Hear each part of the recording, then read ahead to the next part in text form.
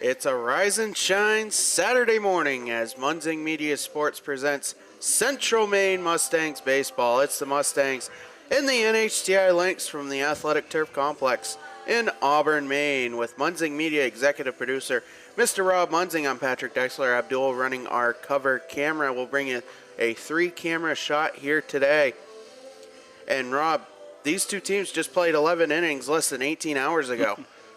I wondered if they came back together and slept in the dugouts or something to get ready for this one. As you said, 11-inning game, and you look at the final score, it doesn't look like it would have been an 11-inning game. Mustangs exploded for runs in the 11th inning, held on, and took the victory back here. They'll get after it for 2 here today as well, and it'll be an exciting day here for the seniors as we are going to recognize seniors and a bunch of seniors here as well, Patrick, on senior day here from the complex. Yeah, 10 of them to be, in fact, Brandon Gore, Ryan Stone, Kyle Delano.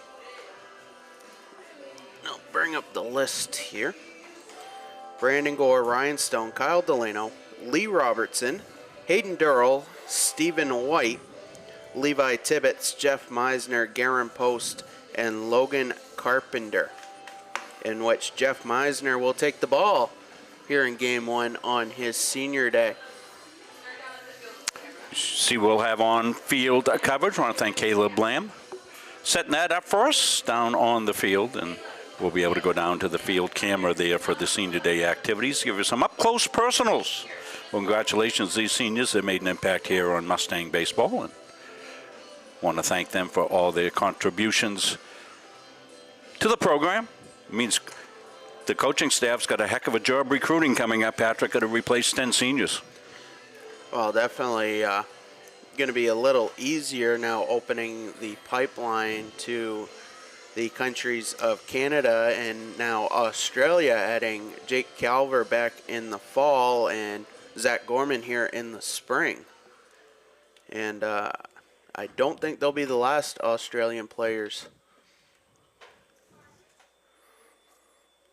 to make the journey across the pond. Well, that's typically what happens. We saw it happen in basketball.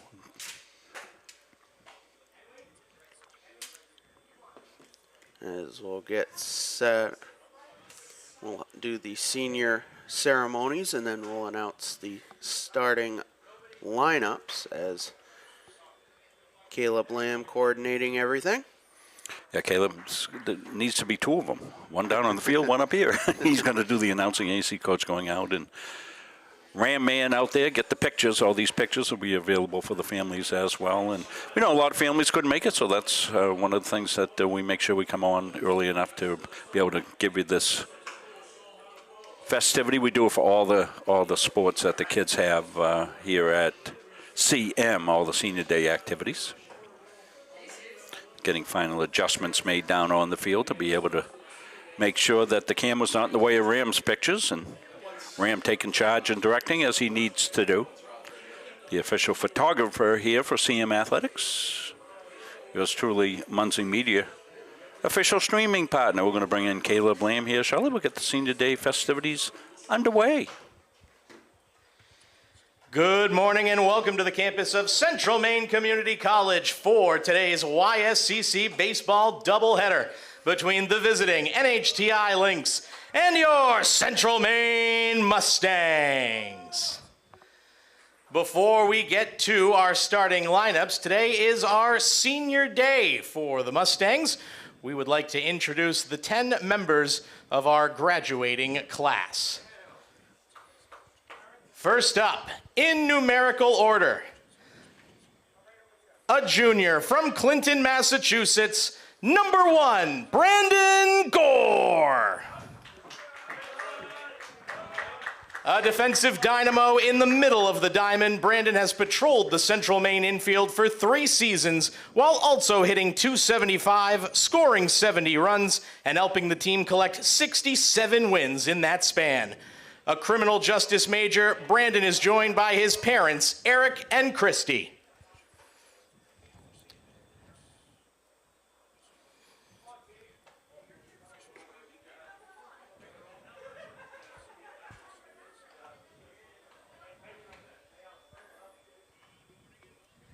Congratulations, Brandon.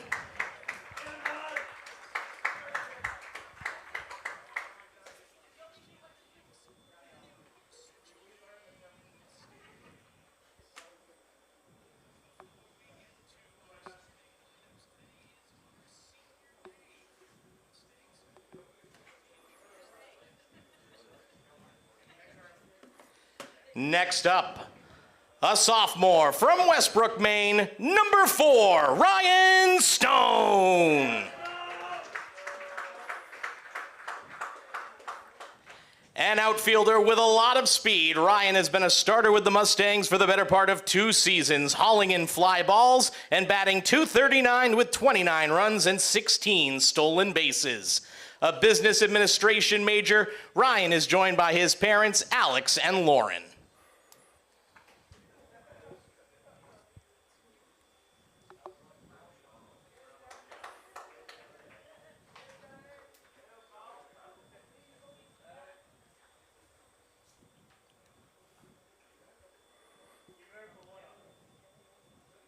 Congratulations, Ryan.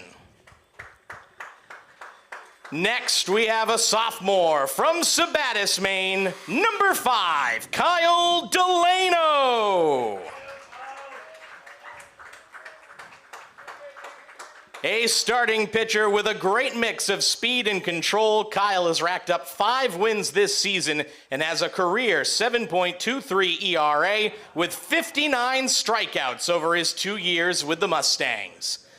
A business administration major, Kyle will be joined down on the field by his parents, Devin and Deb.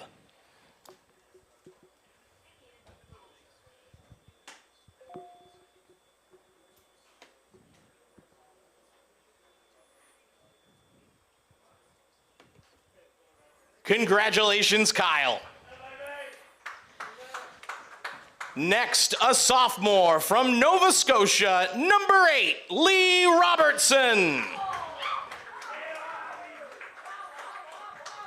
A phenomenal shortstop, Lee has also added pitching duties to his skill set this spring, showcasing great control over a devastating curveball. The Canadian has been a big part of the Mustangs starting lineup over the past 2 seasons, collecting 44 hits and driving in 33 runs.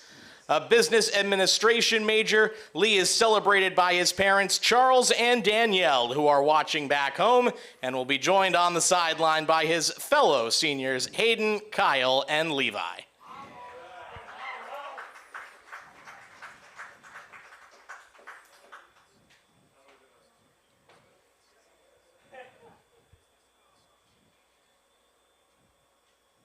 Congratulations, Lee.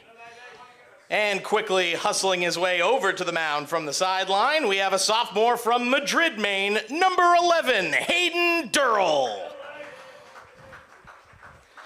A starting member of the infield, Hayden has patrolled the hot corner at third base, showcasing his defense with strong throws across the diamond and his offense as a career .346 hitter with 31 RBIs. A precision machining technology major, Hayden will be joined on the field by his parents, Dean and Lori.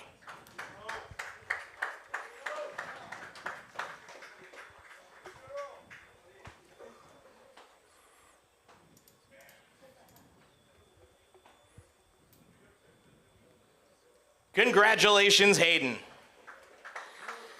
Next, from Westbrook, Maine, number 14, Stephen White.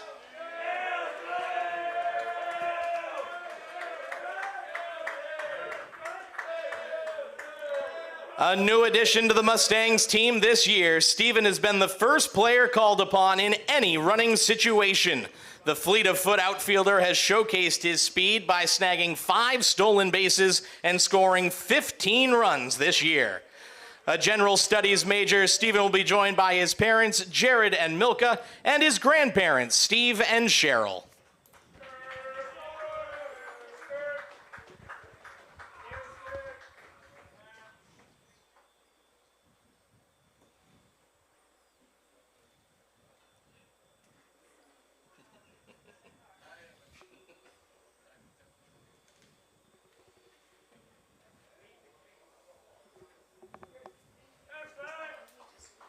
Congratulations, Stephen. Up next, a sophomore from Lisbon Falls, Maine, number 20, Levi Tibbetts.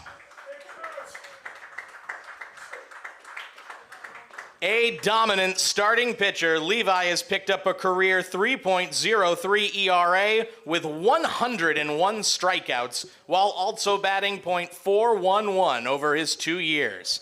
While he has missed this spring due to injury, he will continue his baseball career next season, pitching for NCAA Division II powerhouse Rollins College.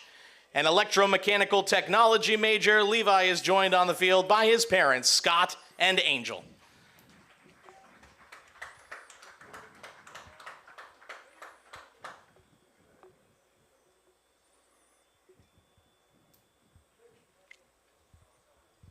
Congratulations, Levi.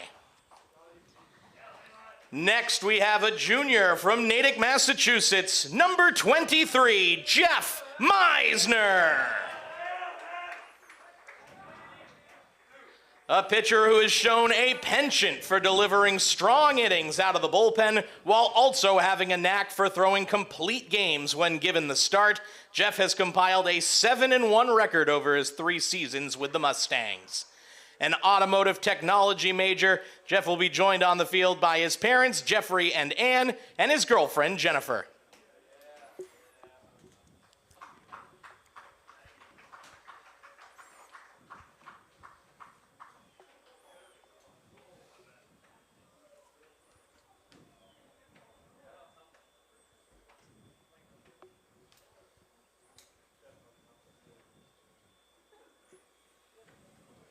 Congratulations, Jeff. Next up, a junior from Westbrook, Maine, number 25, Garen Post. A power-hitting first baseman, Garen has been a linchpin of the Mustangs lineup, combining a strong bat and a fantastic defensive glove in the infield. He has a career batting average of .278 with 60 hits, 51 walks, and 55 RBIs. An accounting and esports marketing major, Garen is joined by his parents, Greg and Justine, and his brother, Grayson.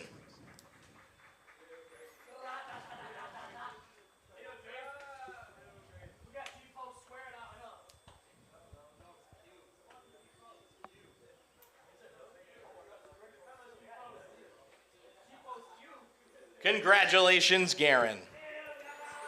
And last, but certainly not least, a sophomore from Fairfield, Maine, number 27, Logan Carpenter.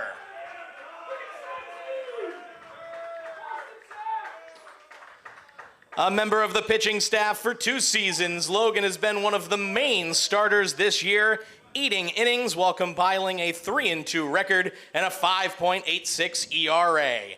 He's also managed 5 extra base hits in only 15 at-bats. A sports management major, Logan is joined by his parents on the field, Eric and Casey.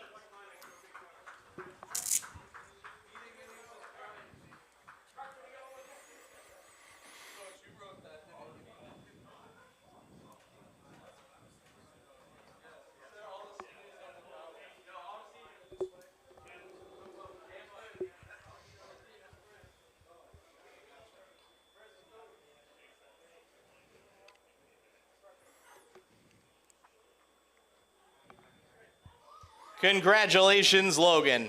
And if we could have all 10 seniors come together for one last photo on the sideline, how about one more round of applause for your graduating Central Maine Mustangs?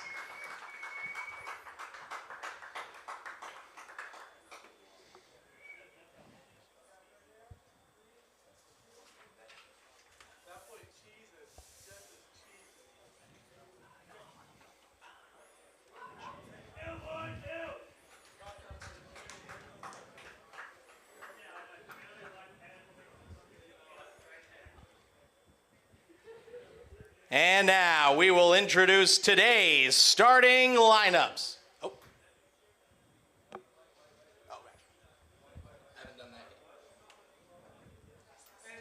After the meeting at the plate. The coaches and umpires will meet at the plate, in which today's umpiring crew, Dave Verrier, will call the balls and strikes for Game 1. Peter Adams on the base pass. They'll switch for Game 2.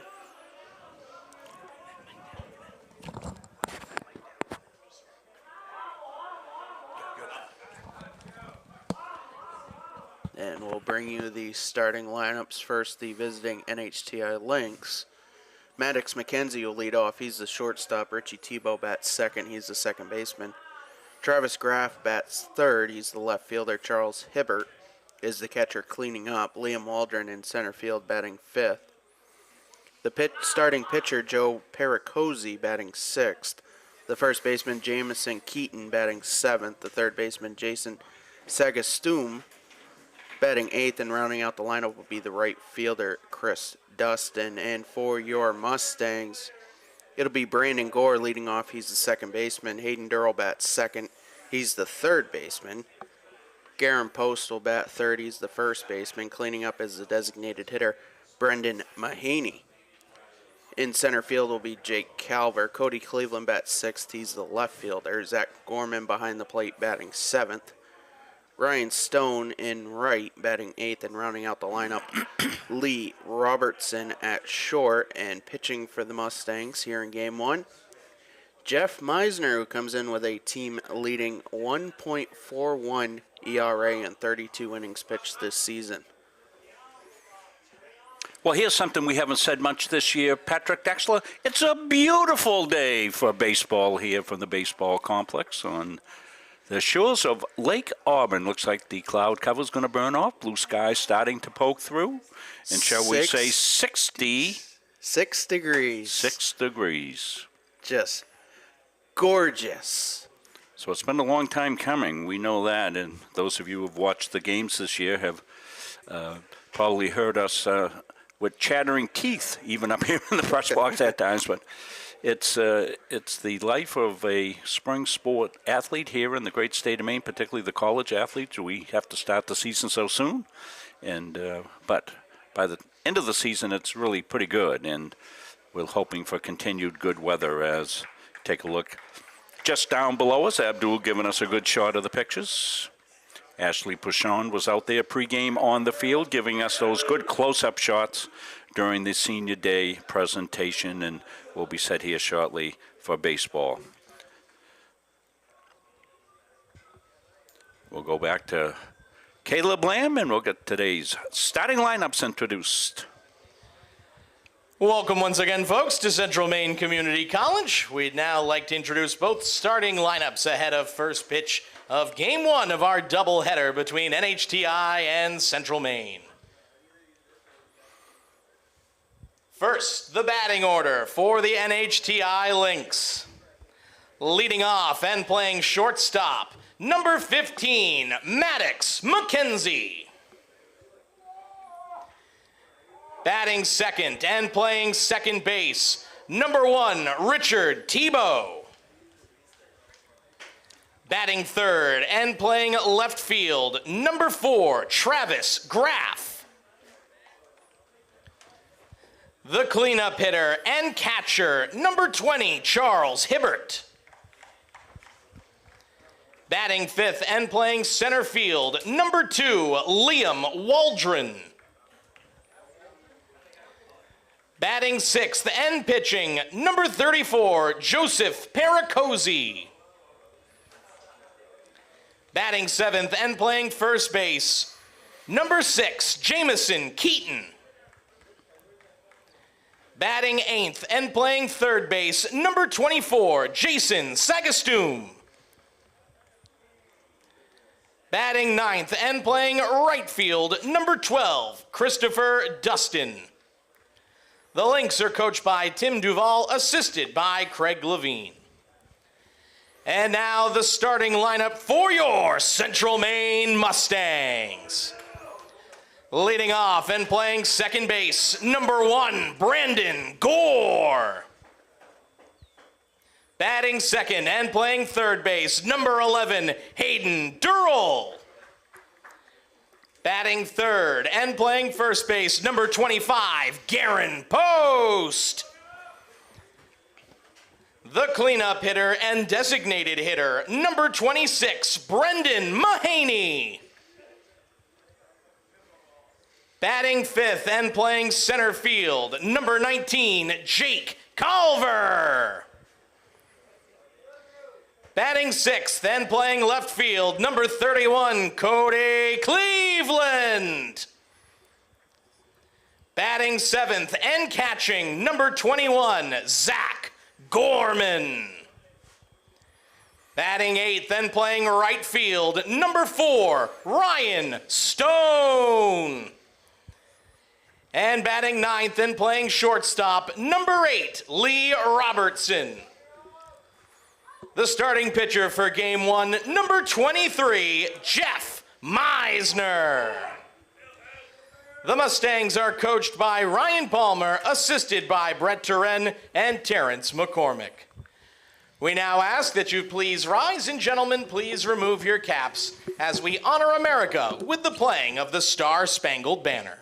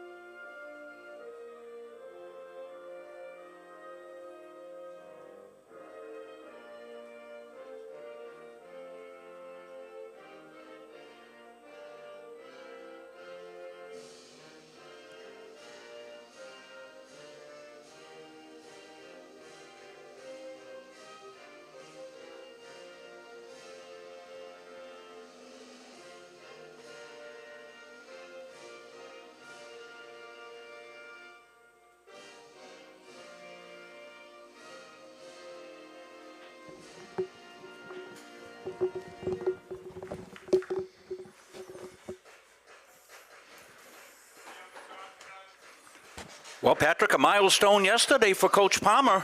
Yes, in his 166th game at the helm for the Mustangs in his 4th season. He has a record now of exactly 100 wins, 65 losses, and 1 tie. So congratulations to head coach Ryan Palmer for now 100 wins.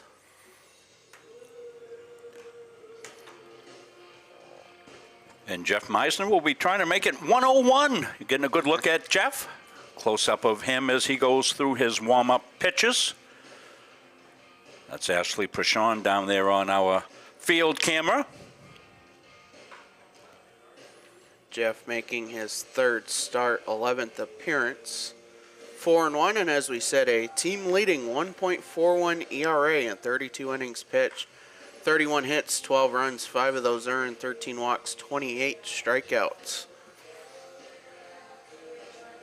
And after going 11 innings, if you're going to send somebody to the mound, Rob, I would say send your guy that's got the best ERA. Yeah, best ERA in each innings as well. Jeff's around the plate a lot, features that sweeping breaking ball.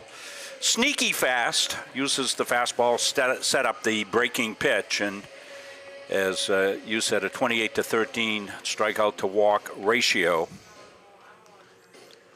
So a lot of baseball between these two teams in the last 2 days. So you got to figure out a little fatigue may be setting in here, but we'll see how teams play this one out. Mustang defense in the outfield, left to right, Cody Cleveland, Jake Calvert, Ryan Stone. 3rd to 1st. In the infield, Hayden Durrell, Lee Robertson, Brandon Gore, and Garen Post. And the battery mate for Jeff Meisner, Zach Gorman. Now batting number 15. As Maddox McKenzie steps in, a .419 average, no homers, 10 RBIs. First pitch, 11:25, of course, with the senior activities, delayed start. And let's do it here in Auburn. The first pitch swung on and missed. The count 0-1, and every window is open here in the press box, Rob. We haven't said that this year either. The 0-1.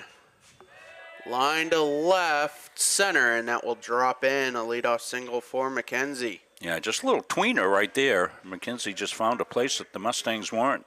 Not hard contact, but effective contact. As Richie Tebow steps in, a league-leading 471 average, no homers, 10 RBIs.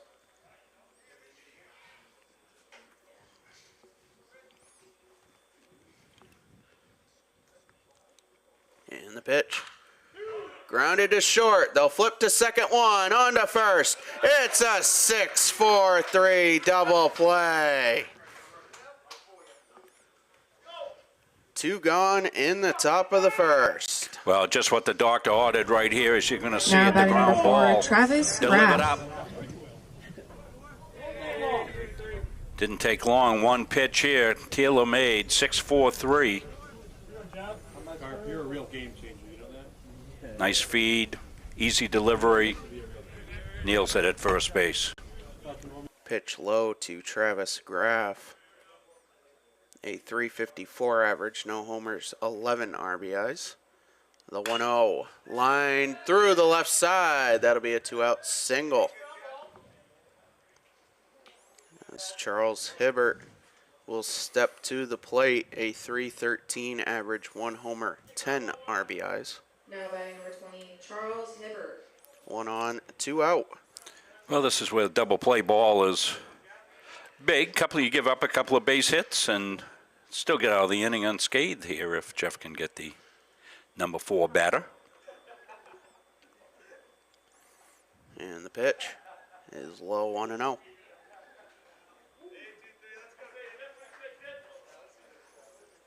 We've got to get some of these graphics off here, Rob. And the 1-0 hits the bottom of the zone, 1-1.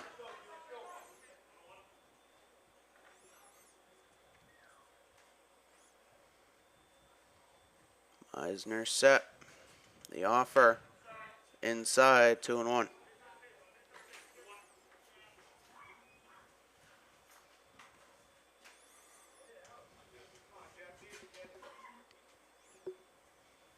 And the 2-1 runner goes. Pitch misses, 3-1, and they throw in time. A 2-4 caught stealing. Gets Meisner out of the inning. 2 hits for the Lynx. Nobody left on base. Mustangs coming to bat here in the bottom of the inning. Good gun there at second base, so defense helping Meisner out. He gives up the 2 hits in the inning, Patrick, but nothing to show for it for the Lynx. Double play ball. Good gun to second base. Gets the runner.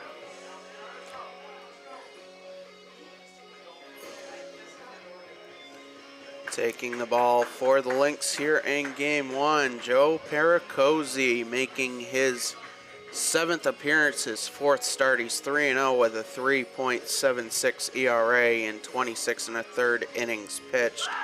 23 hits, 14 runs, 11 of those earned, 8 walks, 27 strikeouts.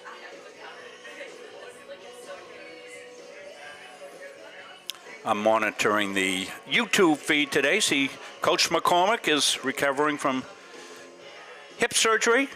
Hope you're back at it soon, Coach. Glad you're able to watch the games here today. Know how much you have vested in the program here. And Eric Orr says, nice job on the opening ceremony, guys. Yeah, this was classy as always down here at CM, Eric. They do a terrific job recognizing their student athletes, and just a great job. Glad we're able to bring the sights and sounds to all of you, particularly those family members who weren't able to make that. Bring it into your living room a little bit.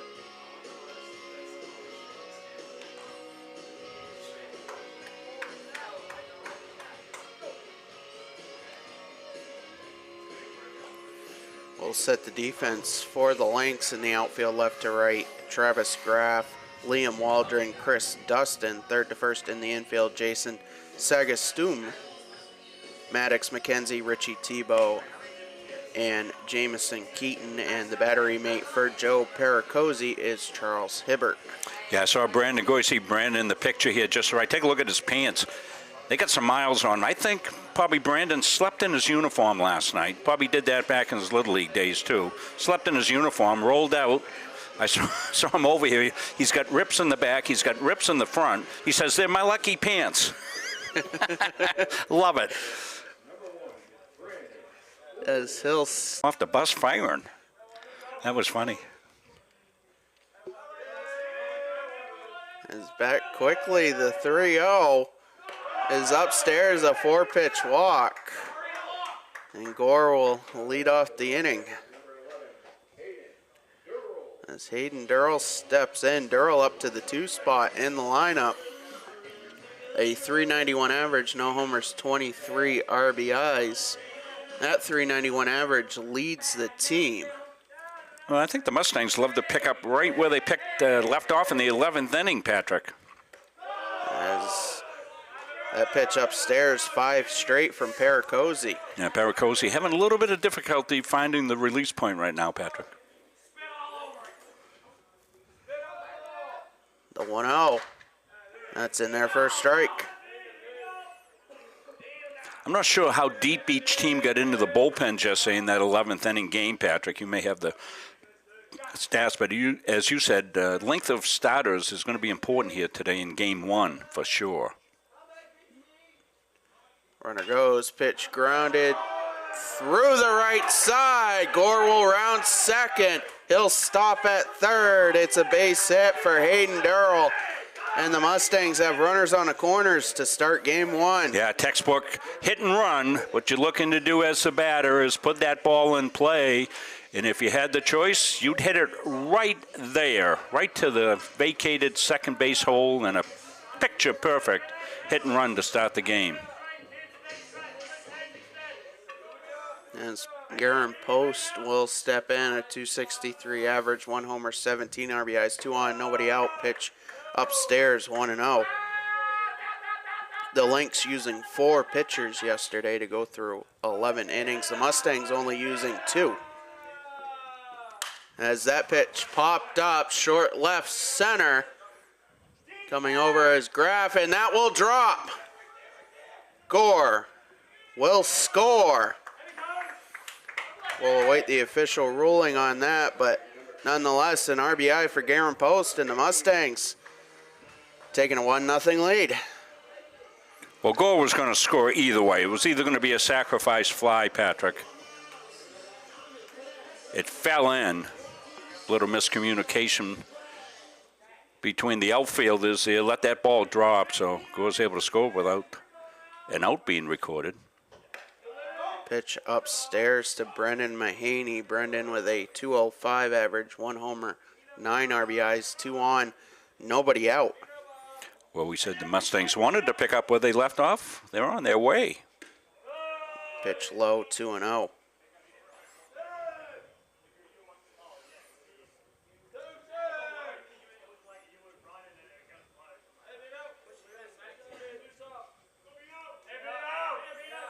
And the 2-0 fouled back. The last scoring decision in E7. Yeah, that was a catchable ball. That's a good call. The 2-1. That's fouled back, 2-2. Something to make note of, Rob. The first base coach here today, Levi Tibbetts. Yeah, it was a tough break for Levi. He's on to bigger and better things, so that's for sure. That pitch line through the left side.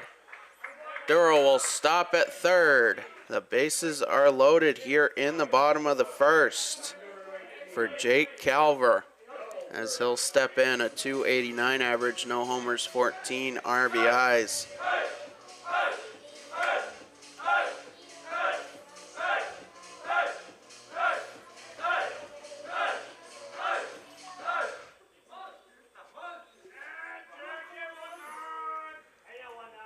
And the pitch.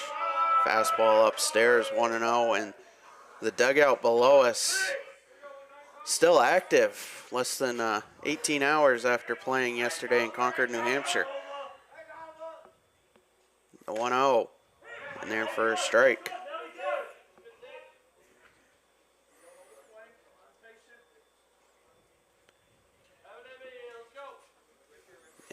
offer. Line to right center. That will drop in. Durrell will score. Post will round third. He will score. It is a 2-run double for Jake Calver, and the Mustangs are up 3-0.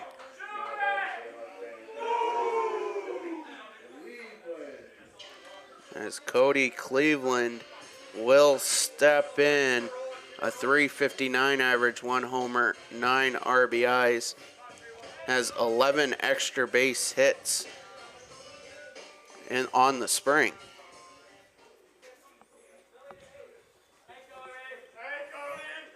Two on in scoring position. Still nobody out in the inning. The pitch is low, 1-0.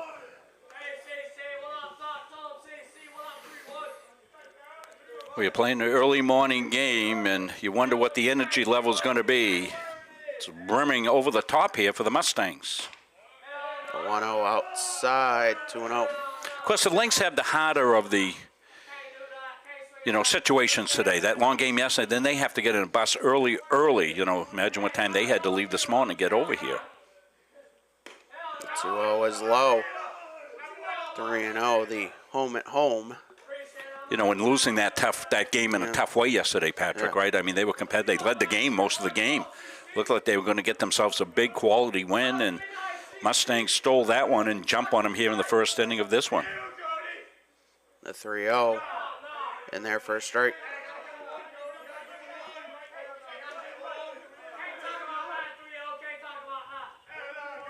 A lot of chatter you can hear down below us. The offer driven to left center. Going back is Waldron. He'll make the catch. Tagging from third is Mahaney, and tagging from second is Calver. It's a sacrifice fly and an RBI for Cody Cleveland, and it's 4-0 with another run 90 feet away at third. Cody drove that all the way back. That ball carried all the way back to the fence. Easy walk in from third base for Post. Getting these great close-ups from Ashley Pashon down on the field. Hope she's got one of those Abdul batting helmets on down there. We'll tell you about what that means. We had another one come in the softball press box last night. Zinged right past Abdul's head. We were kidding around. He put a face mask on one of the batting helmets on. It's a good thing he had it on. The 0-1 to Zach Gorman in there for a strike. Count 0-2. One out now, runner at third. The 0-2 grounded to short. The throw over is high. The tag put on, and it's a ground out and an RBI for Zach Gorman as it's 5-0. Mustangs capitalizing on every opportunity here in the first. Yeah, crooked number up here in the first, just what the doctor ordered for him. As Ryan Stone will step in, a .256 average, no homers, 14 RBIs. And the pitch low, 1-0. As Joe Pericosi now at 26 pitches in the inning. The 1-0 swung on a missed. That'll even the count. Yeah, Jeff Miser concurrently. Good economic inning for him as he had a double play ball and a thrown out stealing. The 1-1 upstairs. Meisner a 9-pitch inning. And the 2-1 is fouled back. 2-2.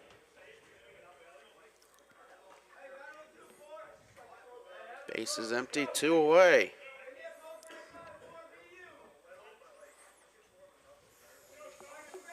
And the 2-2 grounded through the right side. A 2-out single for Ryan Stone. And every hitter will make a trip to the plate here in the first for the Mustangs as Lee Robertson, the number 9 hitter, steps in. And that's a great feeling, first inning. Go through the order. Robertson, a .239 average, no homers, 16 RBIs. He had a Little League home run to start the 11th inning yesterday at NHTI, a triple and an error allowing him to score.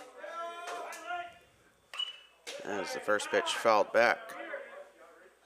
And that started the 7-run barrage in the top of the 11th.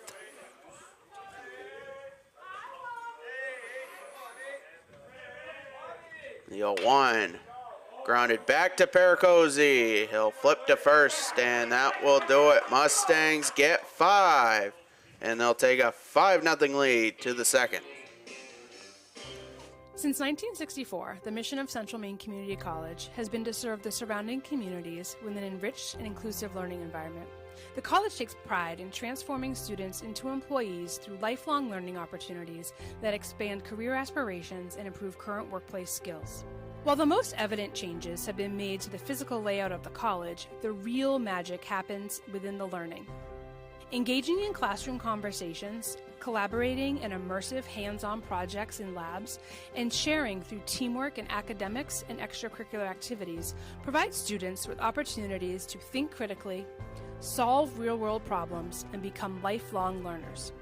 At CMCC, students are surrounded by peers all working towards the same goal, with expert faculty who seek out innovative ways to make classes more than just a lecture, and staff who make student success their priority. Students are empowered to forge their own path towards graduation and beyond. Please join us in celebrating the 60th anniversary of Central Maine Community College and be part. Well, what a start here for the Mustangs. They put up a crooked number. Mr. Calvo wishing us a happy Easter because it is already Easter down under. Thank you, Simone. We appreciate that. Batting number 20, Charles Hibbert. Hello to all our fans down under. Charles Hibbert will lead it off for the Lynx here in the second. Jeff Meisner, 9 pitches in the first, 5 for strikes. As he'll throw strike 1 here to start the second inning. As you had said famously, Rob, what's the best pitch in baseball? Well, it's strike 1. And that pitch is poured in, 0-2.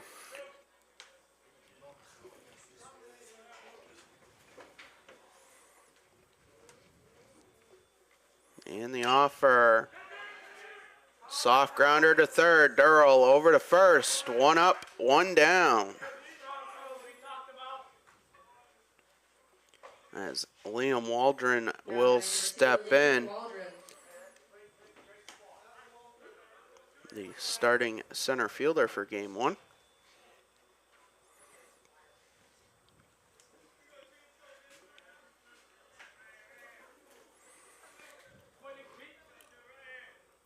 And the pitch, fouled back.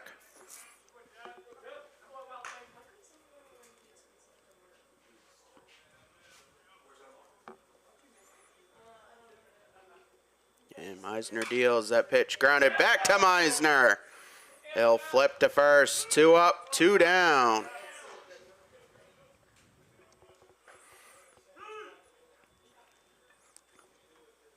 As Joe Paracosi steps in, Now batting number 34, a Joseph Paracosi. 278 average, no homers, 4 RBIs.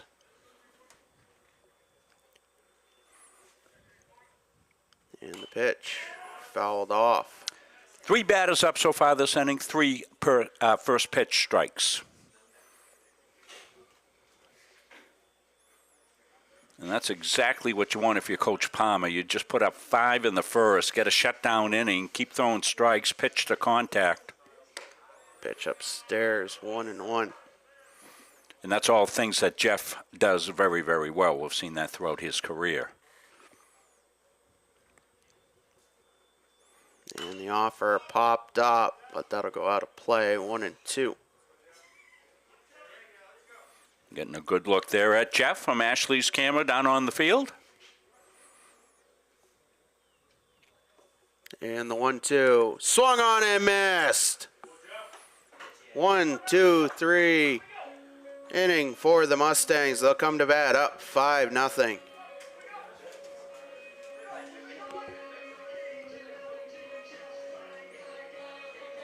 For years, you've worked hard, saved wisely, and dreamed of this moment. Retirement is one of life's biggest decisions. You don't have to navigate it alone. With Gosline Retirement Planning by your side, you can retire with confidence. We're a team of fiduciaries who specialize in the transition from work life to retirement life, and we're here to help. We at GRP are committed to building a plan that lets you live and give better than you thought possible.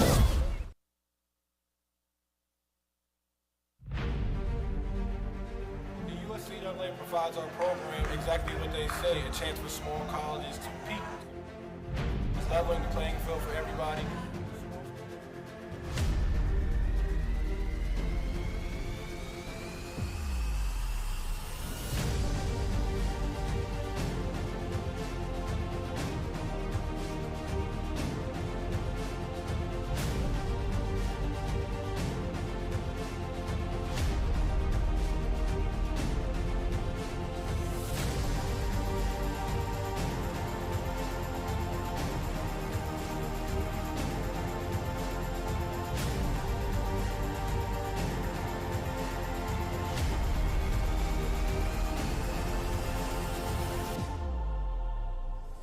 It provides a great opportunity, just the fellowship amongst athletes, get a chance to play against some different teams that typically don't get a chance to play against from different regions, different parts of the country.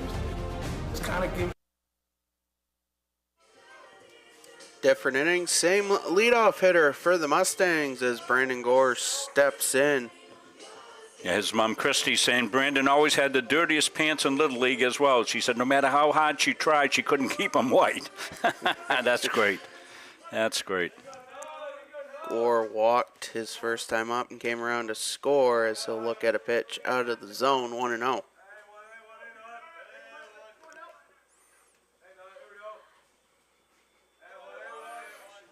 And the 1-0 inside.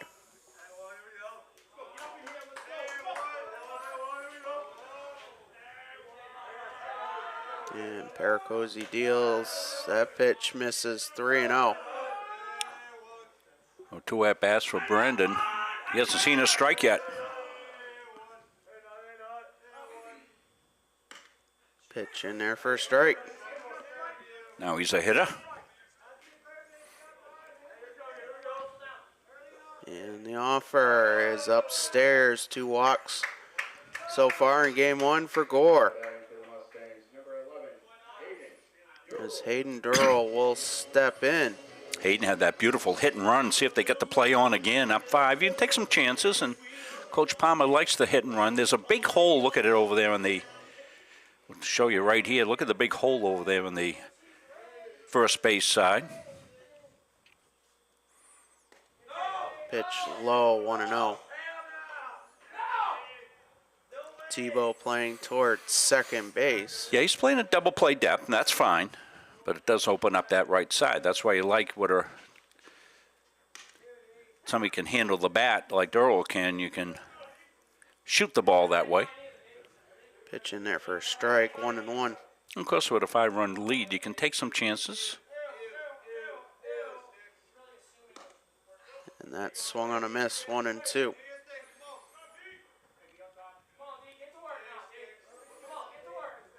Later on here in game 1, we'll have our first Munzing Media trivia question. I hope they're easier than the other ones, Patrick. Yeah.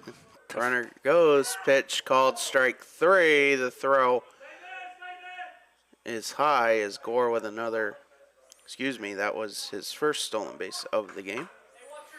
1 away.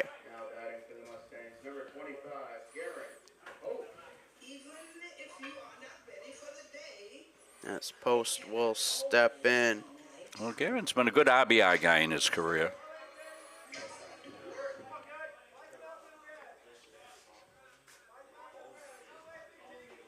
And the pitch upstairs.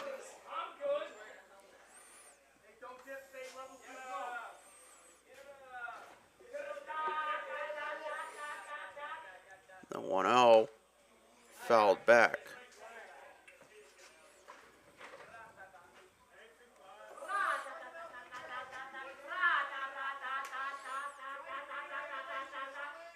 The 1-1, Gore goes, pitch low, the throw to third, not in time. Another stolen base for Brandon Gore, and he's 90 feet away.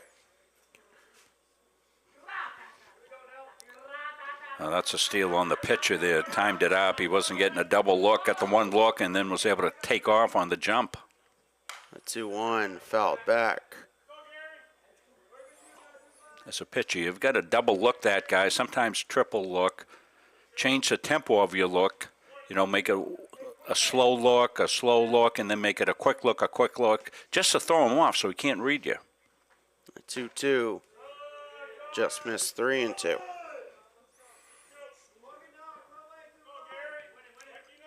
One on, one out.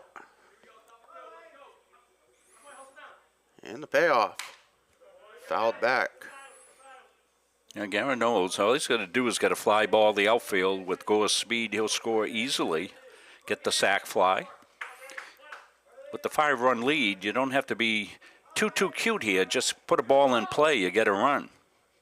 Off speed, grounded to second. Tebow with it over to first. It'll be a ground out and an RBI for Garen Post as the Mustangs are up 6-0 with 2 outs here in the bottom of the second. Yeah, a little surprised NHTI didn't squeeze that in. You know, in a 7-inning game, down by 5, really can't afford to give up any more. They give up the run on the ground out, but certainly the Mustangs will take that. Brendan Mahaney steps in as that pitch fouled back.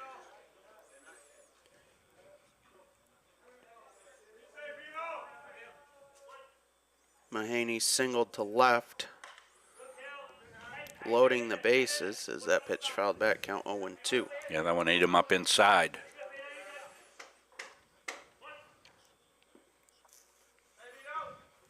And the 0-2 lined up the middle. Brendan Mahaney 2 for 2 here in game 1. As Jake Calver will step in. Yeah, beautiful swing. You saw it well from the backstop camera.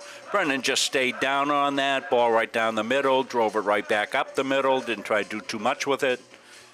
Gets himself on first base with 2 outs.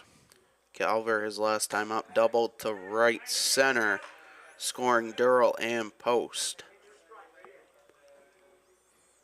As he'll look at strike 1. And the 0-1 is upstairs. That'll even the count.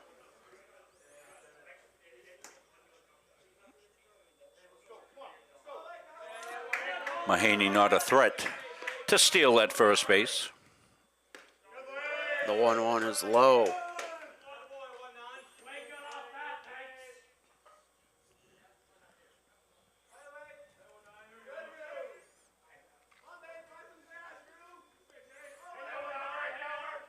And the 2-1. And their first strike. 2 balls, 2 strikes, 2 outs. Mahaney the runner at first. The pitch. Grounded to short. Over to first. In time. As the Mustangs will strand a runner. We'll stay here. As we go to the 3rd inning, Mustangs are up 6-0. As we'll bring you the first Munzing Media Trivia question a little early here in game 1. Yeah, we hope everybody's had their coffee or tea, orange juice, whatever you got. So here is our first question of the day. New York Giants outfielder Bobby Thompson hit the shot heard around the world to win the 1951 National League pennant over the Brooklyn Dodgers, completing then the most improbable comeback in sports history, in which the Giants were behind the Brooklyn Dodgers 13.5 games on August 11th. Who was the on-deck hitter?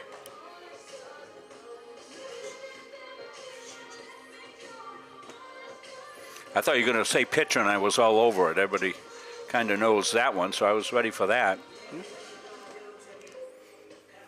Who was the on-deck hitter? I'm thinking it's Willie Mays. We'll have the answer for you in the bottom of the inning. The Say Hey Kid. I made a reference to Willie Mays, I think was in the game we were doing yesterday, the basket catch. Yes, you did.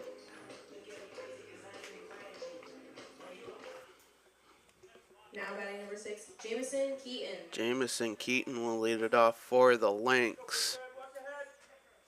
as it'll be the 7, 8, 9 hitters here in the third. Jeff Meisner at 18 pitches through 2, 13 for strikes. There it is. A swing and a miss. I'm not sure if we're tracking it, but I think every batter has been strike one. I really do. We'd have to go back and look, but. The 0-1 grounded back to Meisner. He'll flip to first. One up, one down. Let's see.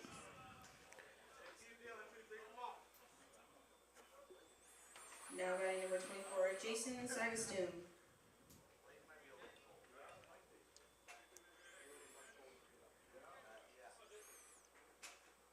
Jeff in shirt sleeves.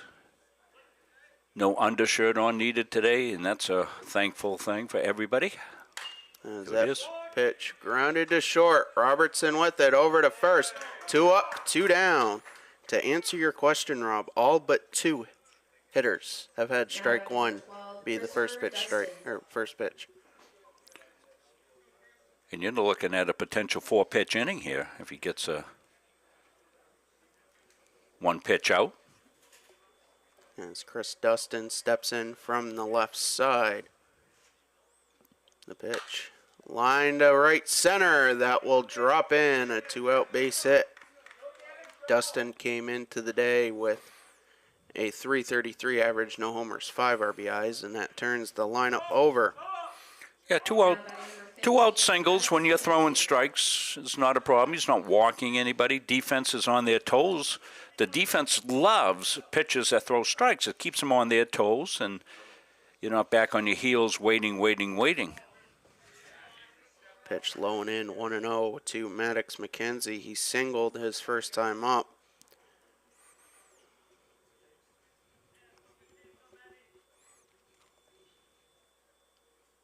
And the 1-0, runner starts and stops as that's fouled off, count 1-1. Well, they've already been gunned down once on the bases, down 6-0. Well, you want to be running into outs. Usually a lead like this will take you out of your run game. The 1-1 gets away from Gorman. And Dustin will advance to second on the wild pitch as the count 2-1.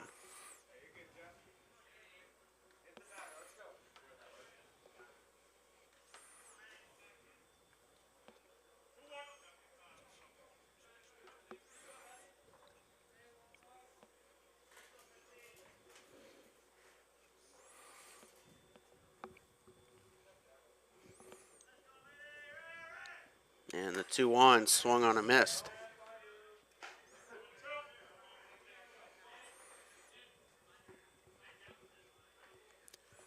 Two count, 2 outs, runner at second. Meisner fires that off speed upstairs, 3-2. First full count of the day.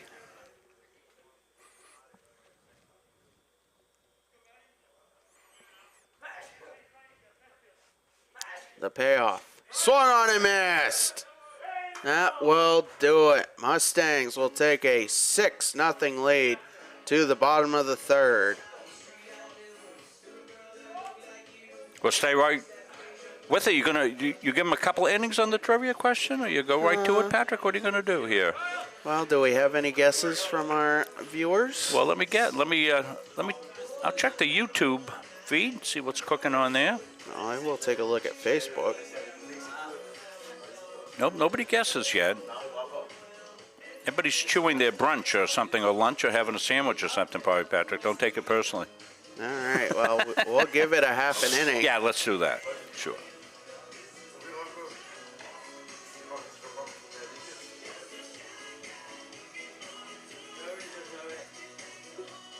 It will be the 6, 7, and 8 hitters due up for the Mustangs. Cody Cleveland, Zach Gorman, and Ryan Stone. Cody Cleveland, his last time up, had a sacrifice fly. Zach Gorman grounded out and drove in a run, and Ryan Stone had a 2-out base hit back in the bottom of the first.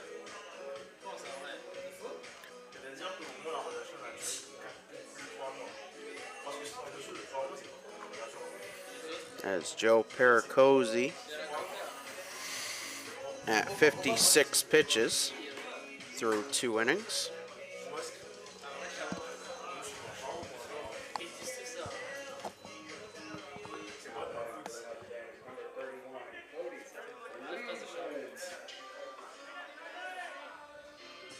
As Cody Cleveland will step in.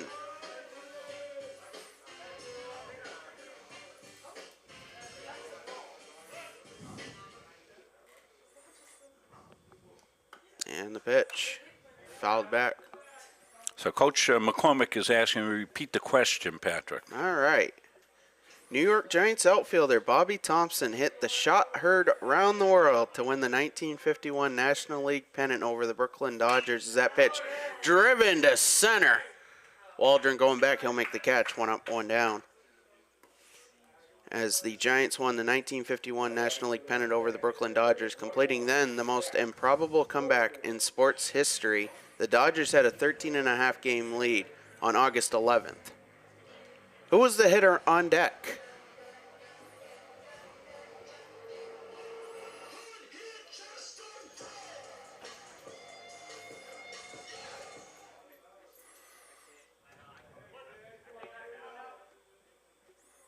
And there's the pitch in there for a strike to Gorman.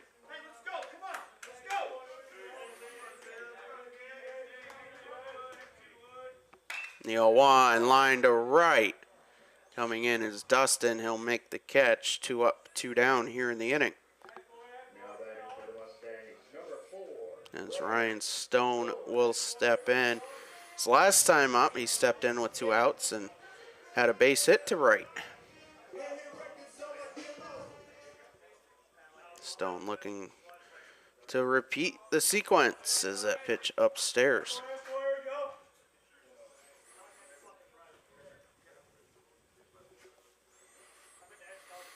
And the 1-0, fouled back.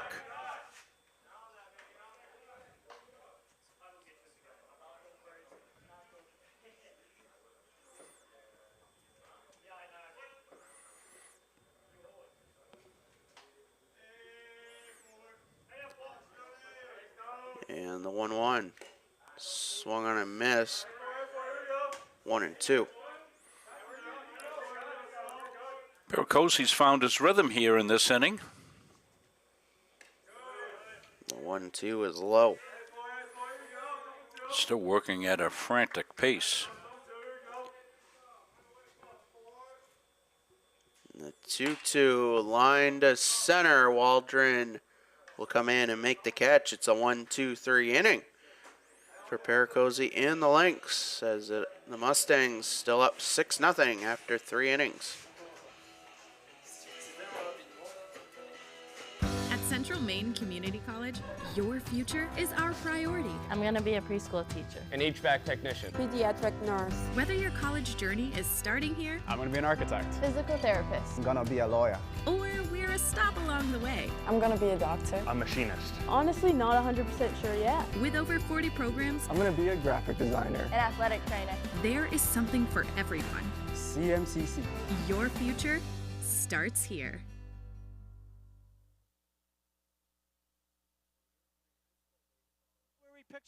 The Hutchinson Family Sports Foundation is proud to support Munson Media's production of live streaming high school sports. We recognize the hard work and dedication of Maine's high school student athletes, and we applaud Munson Media's pioneering live streaming efforts. The Hutchinson Family Sports Foundation. Since 1892. And it changes the game, 35-26. This has been a wacko affair. Back here for the top of the 4th, as we have the answer to the Munson Media trivia question, in which New York Giants outfielder Bobby Thompson hit the shot heard around the world to win the 1951 National League pennant over the Brooklyn Dodgers, completing the most improbable comeback in sports history at the time, as Richie Tebow leads it off for the Lynx. The pitch low and away, 1-0. The Dodgers had a 13.5 game lead on August 11th. The hitter waiting on deck You had it right, Mr. Rob Munzing. It was none other than the Say Hey Kid, Mr. Willie Mays. Well, when I saw Coach McCormick's Jackie Robinson, I got thinking, yeah. But glad to have it right. I knew that for some reason. The 2-0 lined through the left side. That will be a leadoff single. It's funny how you can remember those things from way back and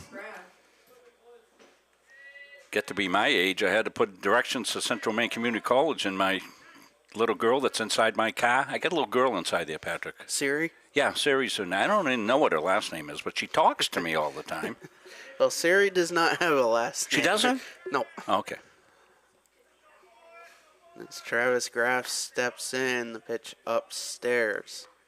But like most girls in my life, she tells me where to go. Yeah, I don't listen to Siri. Pitch, check, swing. It's the count 1-1.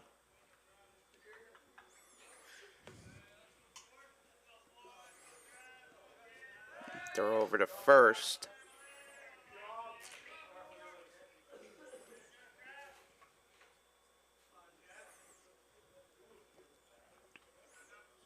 Lean, mean pitcher machine right there. As that pitch misses 2-1, and Tebow will advance to second. I'd almost have to say that was a pass ball as that went off the glove of Gorman. I think Zach thought he had it. I mean, he kind of froze there thinking, I've got the ball. And that was not the case.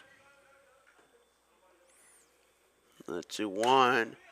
Grounded softly to third. Durrell with it. The throw not in time, and the Lynx have runners on the corners here to start the fourth.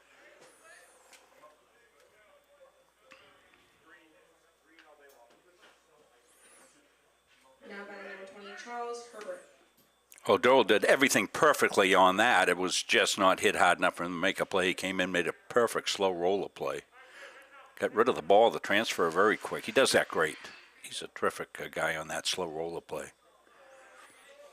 As Hibbert will step in. The throw over to first.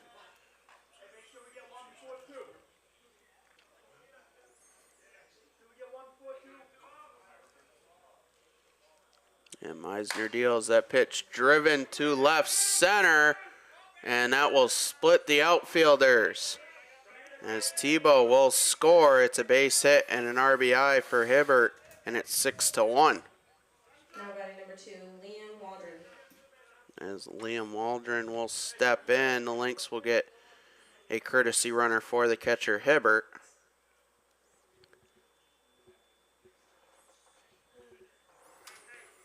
No problem here. You got that 6-1 lead.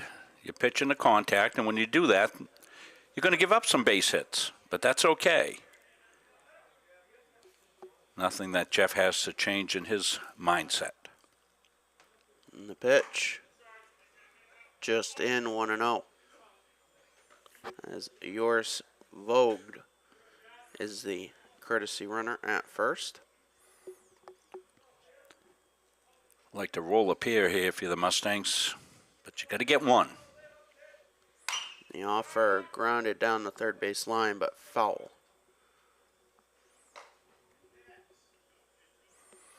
They count 1-1. 2 on, nobody out, 1 in.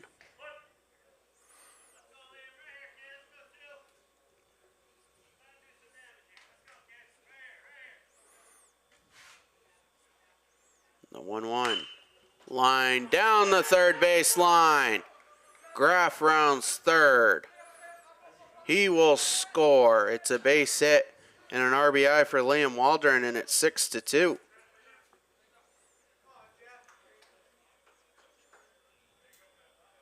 Now batting number 34, Joseph Pericosi.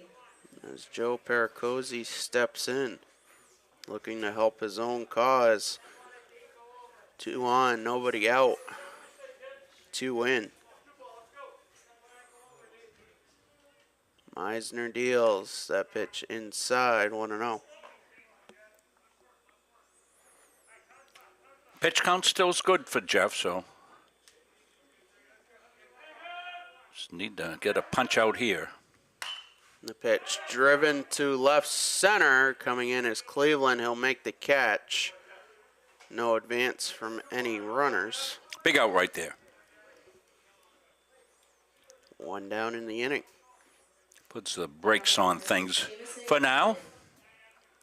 As Jamison Keaton steps in 0 for 1.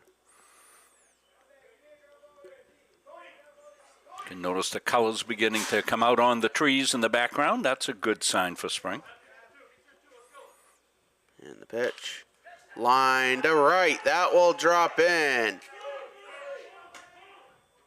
Vogt will stop at third. The bases are loaded here with 1 out.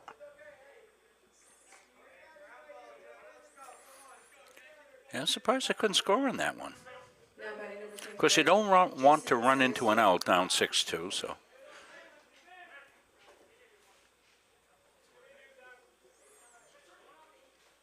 As Sagastum steps in. Double play death. Middle infield is here with a 4-run lead here in the 4th. Pitch in there for a strike.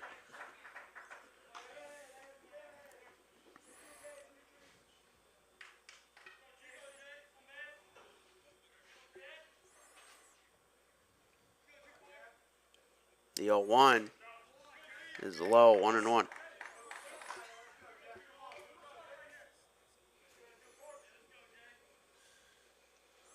Temperature approaching 70. As the 1-1 grounded to third. Durrell throws home for 1. And they'll get the force. Yeah, it's a perfect read by Durrell at third. Not that sharply hit. Immediately your mindset goes, get 1. Get the leading out at home. We'll take that. 2 outs. Well done. Fielder's choice 5-2. As the base is still loaded now, 2 away for Chris Dustin, 1 for 1. And that pitch driven to right. Stone settles under. He'll make the catch. And that will do it. So we head to the bottom of the 4th. Mustangs up 6-2.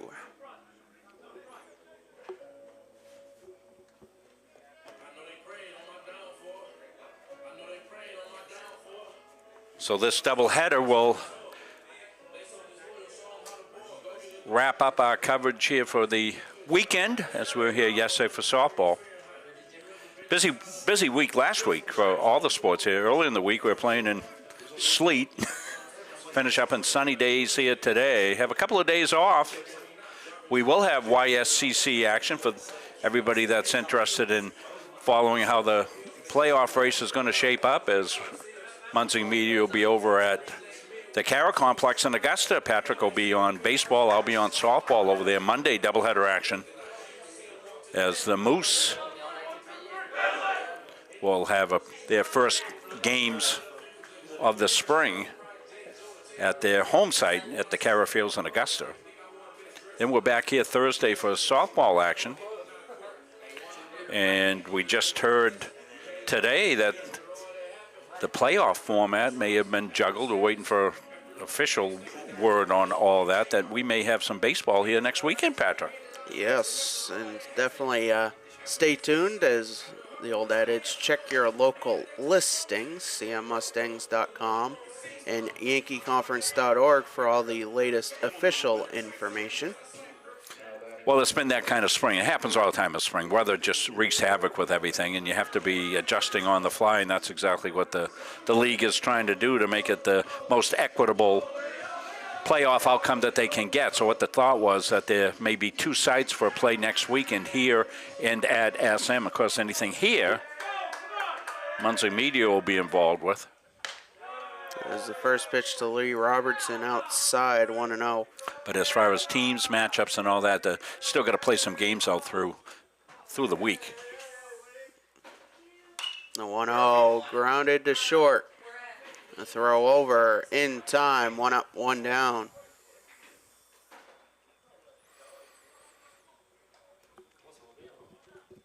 as Brandon Gore will step in. Gore yet to register in at bat.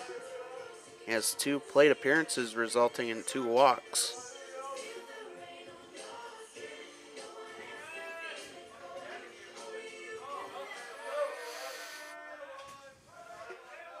And the pitch. Driven to center. Waldron ranging over. He'll make the catch. 2 up, 2 down. As Hayden Durrell will step in. Cosey's really settled down, hasn't he, Patrick, last couple of innings? 5 straight Mustangs retired. As Durrell steps in 1 for 2 with a run scored. See Ram Man in by the dugout, the CM sign. Get some action pictures. Those will all be up later. Pitch in there for a strike. Yeah, kind of backdoor curveball right there. Snuck in.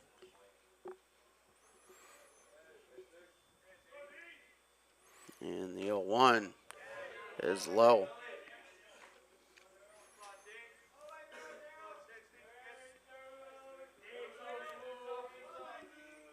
And the offer grounded to short. The throw over in time. Another 1-2-3 inning as we'll head to the 5th. Mustangs up 6-2.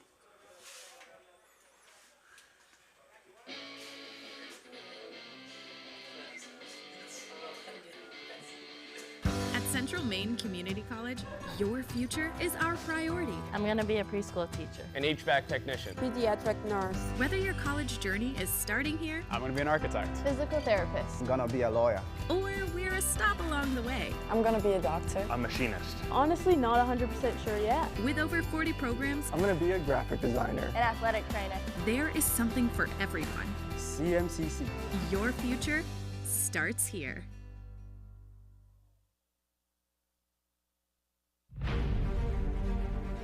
The USCAA provides our program exactly what they say, a chance for small colleges to compete. It's leveling the playing field for everybody.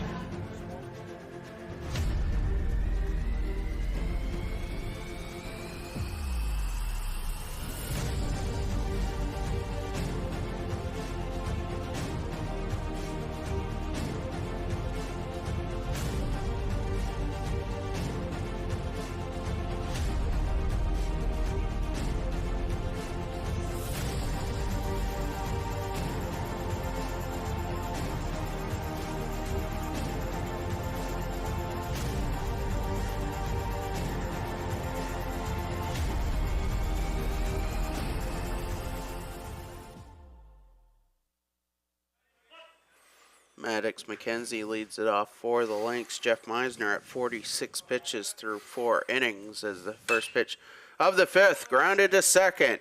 Gore with it. Over to first. 1 pitch. 1 out. Now batting for the Lynx, number 1, Richard Tebow. As Richie Tebow steps in. Tebow 1 for 2 with a run scored.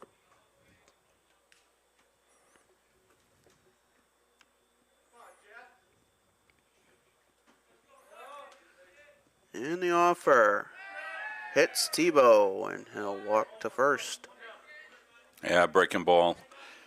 Lost the grip on. Now batting for the Lynx, number 4, Travis Graff. I feel bad. You always want to get hit with a breaking ball. Travis Graff will step in 2 for 2. 1 on, 1 out. The pitch. Outside.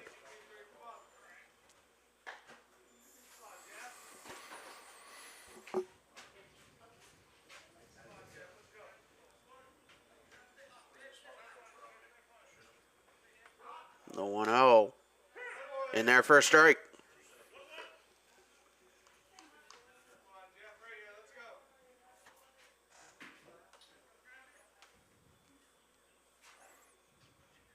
And the offer grounded to short. Robertson flips to second one. On to first. Not in time. It'll be a 6-4 fielder's choice. Nice turn, though. 1 on, 2 out. Number 20, Charles Hibbert. As Charles Hibbert steps in, he had an RBI base hit his last time up.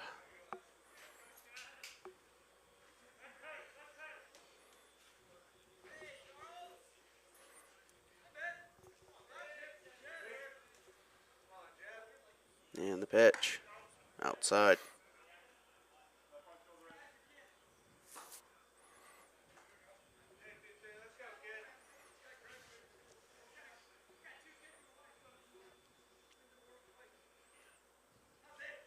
The 1-0. Inside corner, 1-1.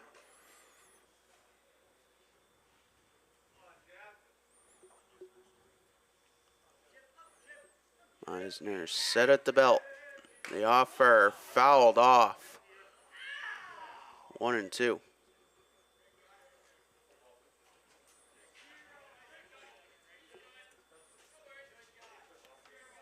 One on, 2 out. Graff the runner at first.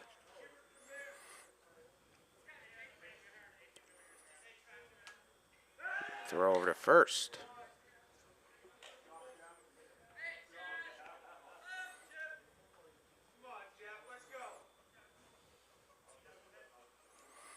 The 1-2 fouled off. We'll do it again.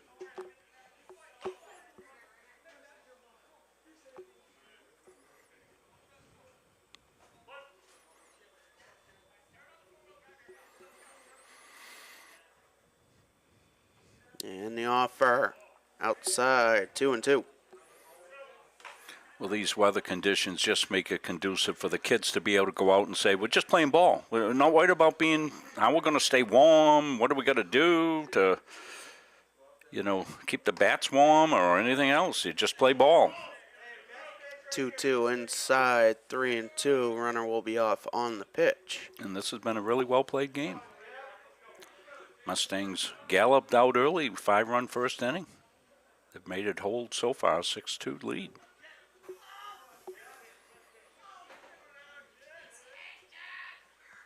The payoff. Lined foul down the right field line. And we'll do it again. Yeah, just staying alive as the song sings. The Bee Gees on that song, Patrick. Those who might not know. Talk about great talented groups that could be chameleon-like and change their music to whatever the taste was at the time. Disco came up, they became disco kings. The 3-2 upstairs, and the Lynx have 2 on with 2 out. Now batting number 2, Liam Waldron. As Liam Waldron steps in, 1 for 2 with an RBI. I don't think any of the players are using the Bee Gees as walk-up song material. Might be a little hard pressed to find.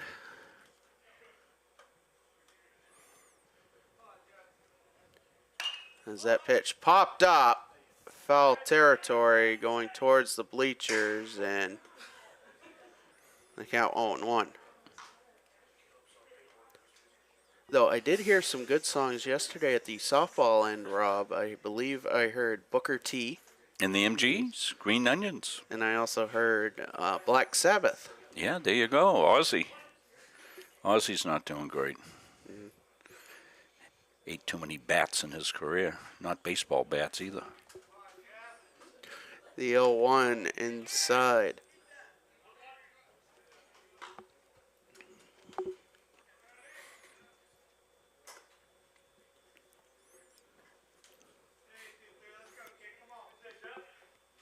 Well, you get Crazy Train. Kids like that song there as a walk-up song. It's a good one. The pitch upstairs, 2-1.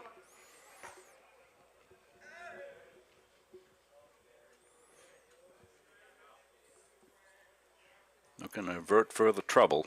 Get that third out and get in, get the bat singing. Pitch grounded to third. Durrell keeps it in front of him. The throw, not in time. The bases are loaded. We'll await the official scoring, but I'd be almost willing to say that's an infield single. Now batting number 34, Joseph Pericosi. That one jumped up on him. Pericosi steps in, and It will be an E5. The pitch fouled back.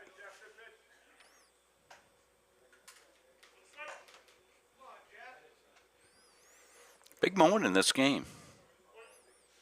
In the 5th inning.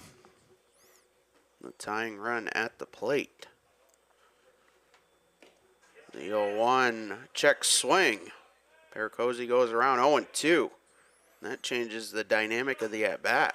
Yeah, you can go with a chase pitch right here. Maybe that sweeper or something off the plate. See if you can get a chase.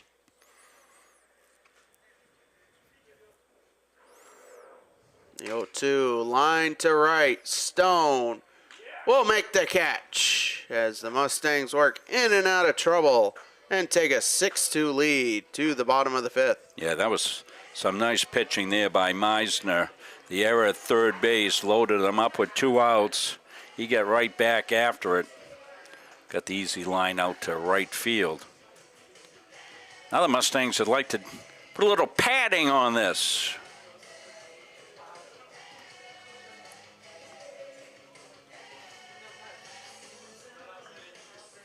So I made an Easter basket, Patrick, but I left it at home, unfortunately. I have to give it to my grandson, Teddy. Nah. Teddy's a 3-year-old. He'll appreciate that. Absolutely. Patrick brought us not an Easter basket, but he brought us a bushel full of the most delicious donuts. Apple cider donuts.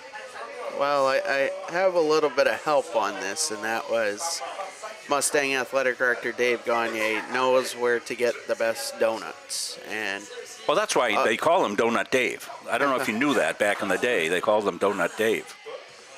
But he always just points to Wallingford's Fruit House just beyond Lost Valley Ski Resort on the other side of Auburn, and just a mere 10 minutes from the campus here on the shores of Lake Auburn. The best apple cider donuts you can get. Hands down, no questions. And the donuts speak for themselves. Oh, they were still warm, Patrick. It was me. I brought a lot of coffee, as I do. I'm a coffee connoisseur. Ground up my own beans, brought my coffee, big thermos, and I can't be a big donut man these days, but against doctor's orders, I went with a dual donut. Any of those left, Patrick? Oh, yes. Oh, jeez. Still 10 left in the box. There's 10? How many did you get? Like 24. 24. 2 dozen. Fantastic. I think I've only had 2.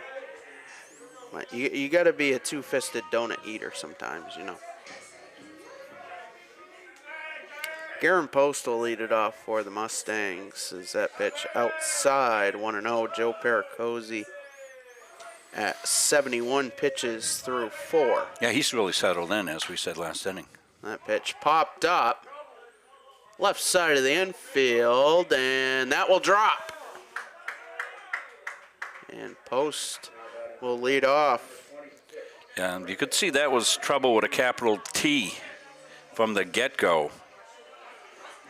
It's a really milky white sky, Patrick, and those are the ones that are almost incredibly difficult to pick up the white baseball against the white sky with the sun getting ready to break through, and that was lost immediately. That will be an infield single, and not the conventional infield single that you would think. As the pitch upstairs to Brennan Mahaney, who is 2 for 2 with a run scored.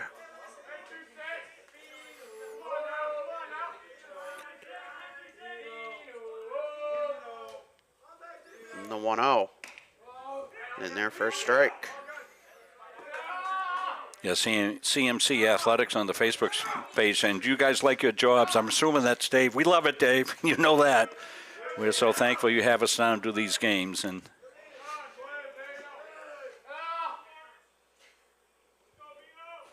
we try to have a little fun with it between innings and turn it back over to good play-by-play and color commentary during the innings. The 2-1, line to right, that will drop in. Post will stop at second as the Mustangs have 2 aboard to start the inning. Well, this is exactly what the Mustangs wanted to do here. Get out of the bases loaded jam last inning. Jeff Misa did a good job after the error at third base. Loaded the bases, got the line out to right field. Mustangs came right back in, and they've got the first 2 guys on here.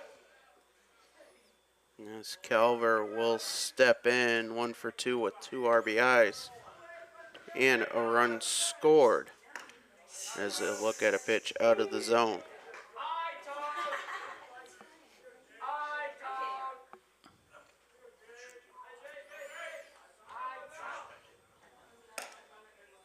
The 1-0 in there, 1-1.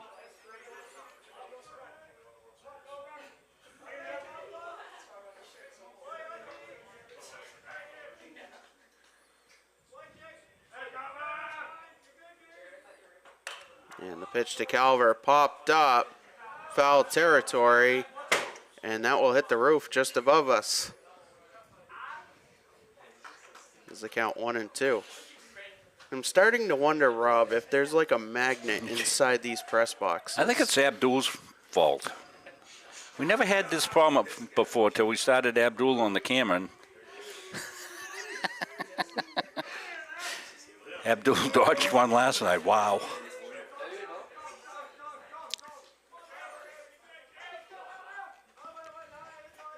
The 1-2 misses 2-2. Posts the runner at second. Mahaney, the runner at first. 2-2 count with nobody out to Jake Calver. And the offer popped up, foul territory down the right field line, and that will go out of play. We'll do it again.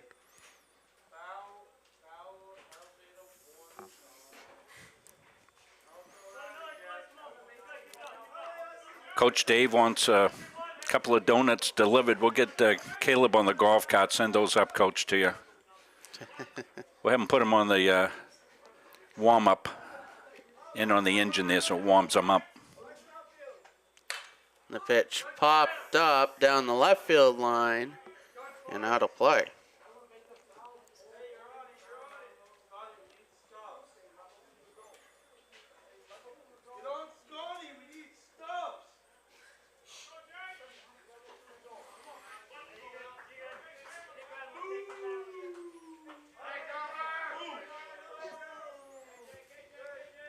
And the pitch fouled off.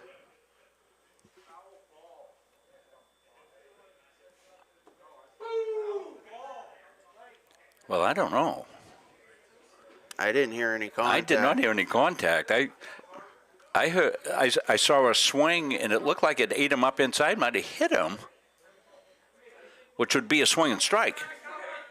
And he was ready to run down to first. Yes, yeah. But actually, he would be out because Mahaney's the runner at first. So I think Calver caught a break here. See if he can make it hurt. That pitch upstairs. The only other thing I would look at, Rob, is maybe catcher's interference, contact with the glove on the swing. Yeah, I'm not sure. Yeah, I wish I'd had the foresight to have made a replay. We could have looked at it in slow motion. 3-2, nobody out, 2 on. The pitch, grounded to short. They'll flip to third to get the force. And nothing will change other than 1 out in the inning. As Calver reaches on the 6-5 fielder's choice. And Cody Cleveland steps in 0 for 1 with a sacrifice fly and an RBI. Yeah, Maddox McKenzie with a good play at shortstop for the Lynx there, taking it into the hole. Only had the one play, went to third for the force out. Good read. The pitch, that's fouled back.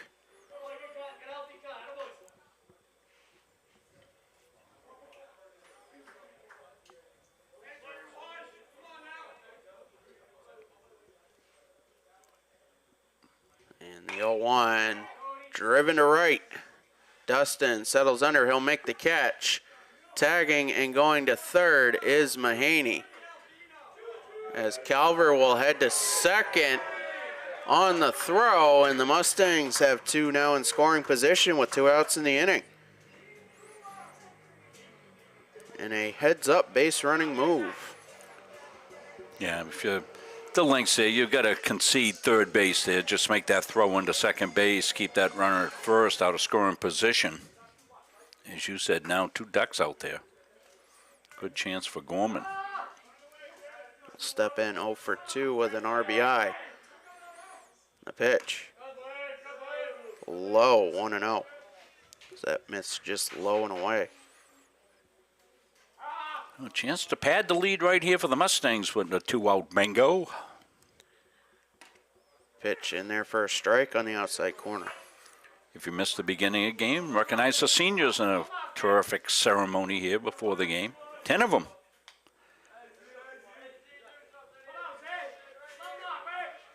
The 1-1.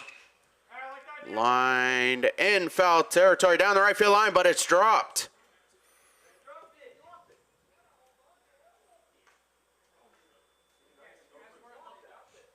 And the rolling is an out from home plate umpire Dave Verrier.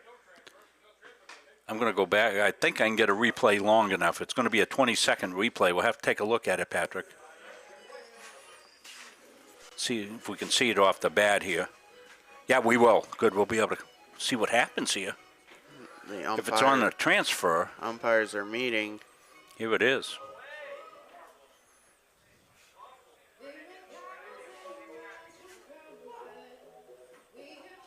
Ooh.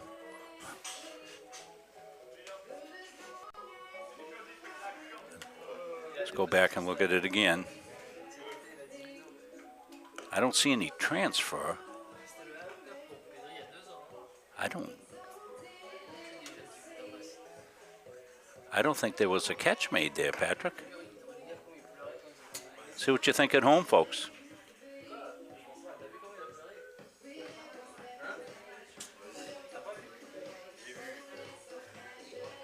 Go back to where we can pick up the ball.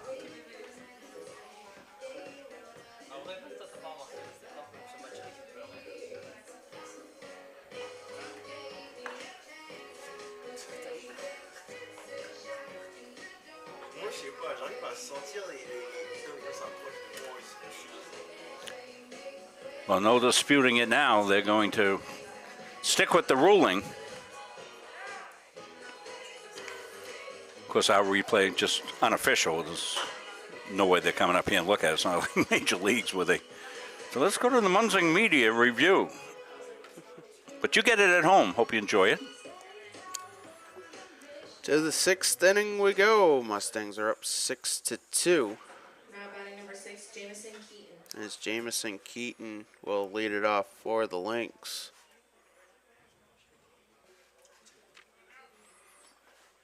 Jeff Meisner at 66 pitches through 5. And his first pitch of the 6th is driven to left. Cleveland settles under. 1 pitch, 1 out. Yeah, Cody giving the old nonchalant out there. Back in the day, Patrick, the phrase was, that's a can of corn. Some of the old great baseball terms. Now batting number 24, Jason Sagaston.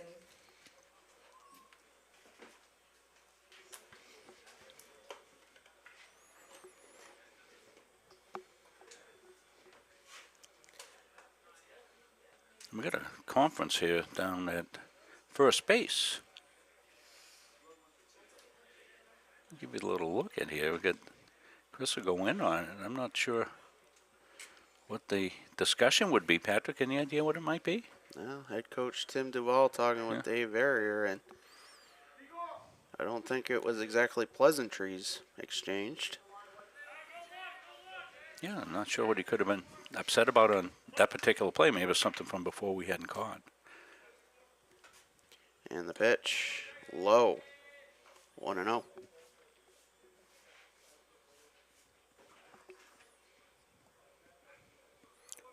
All in all, good positive decorum here today. Pitch misses 2-0. No verbal chippiness that I've really heard today. Both teams rooting for themselves. Pitch in there for a strike, 2-1. So as we said, you fans that want to know what's going on, get on the CM Athletics webpage, YSCC, and find out what's going on later in the week. But certainly we hope this game's here. That'd be fantastic next week, and to have 3 games to do here that as they juggle what they're trying to do for tournament play based on just a tough spring. Those ADs, Dave, and all the guys that have been working hard, the coaches, trying to put things together so that they can get games in. And it's been a difficult spring for all concerned. 3-2 count, bases empty, 1 out. Meisner deals. The pitch called, strike 3. Third strikeout for Jeff Meisner on the day. 2 away, and that's a big strikeout right there, Rob. Surely is. 3-2 count. As we said, Jeff pitching a lot to contact today, but got the 3 Ks, and that was the biggest one of the game so far. Pitch swung on and missed. This is the count 0-1. Dustin 1 for 2 from the 9 spot. And the 0-1 grounded foul down the first baseline. You count 0-2. You know, this was the inning for the Lynx. If they were hoping to be able to make a solid run in the 7th inning, would like to pick up a couple here. It's a tough row to hoe to pick up 4 runs in an inning.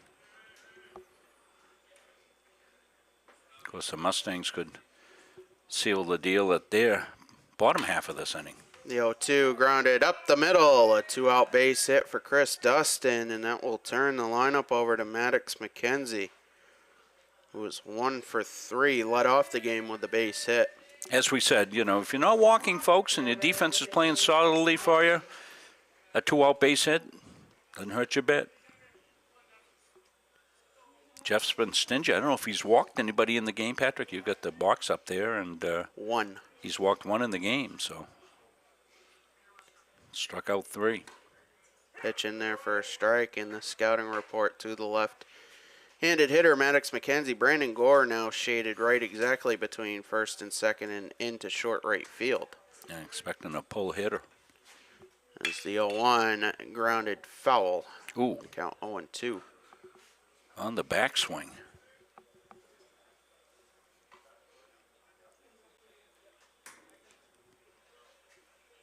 McKenzie grounded out last time right to Brandon Gore, about where he's standing.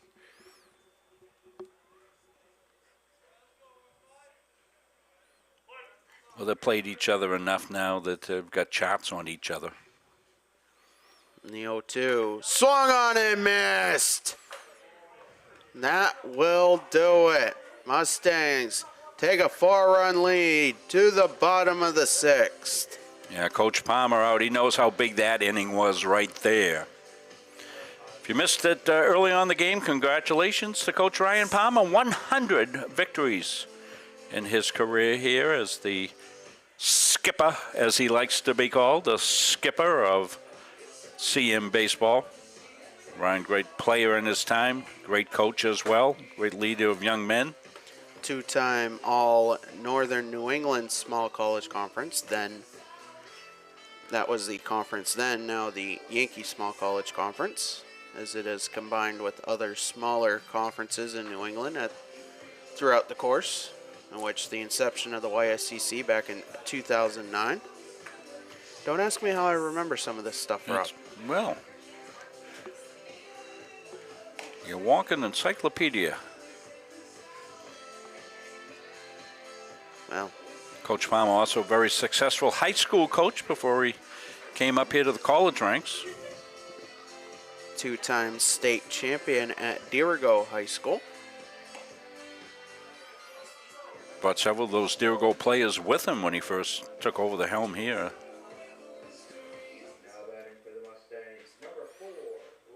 Ryan Stone will lead it off here on the bottom of the 6th. Mustangs will look to add on.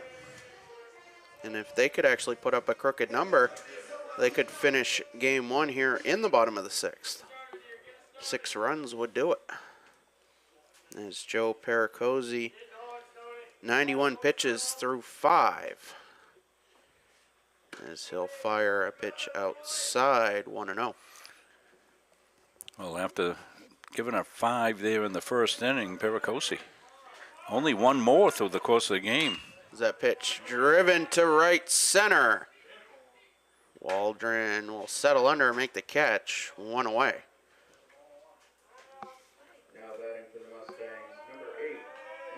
As Lee Robertson steps in, 0 for 2.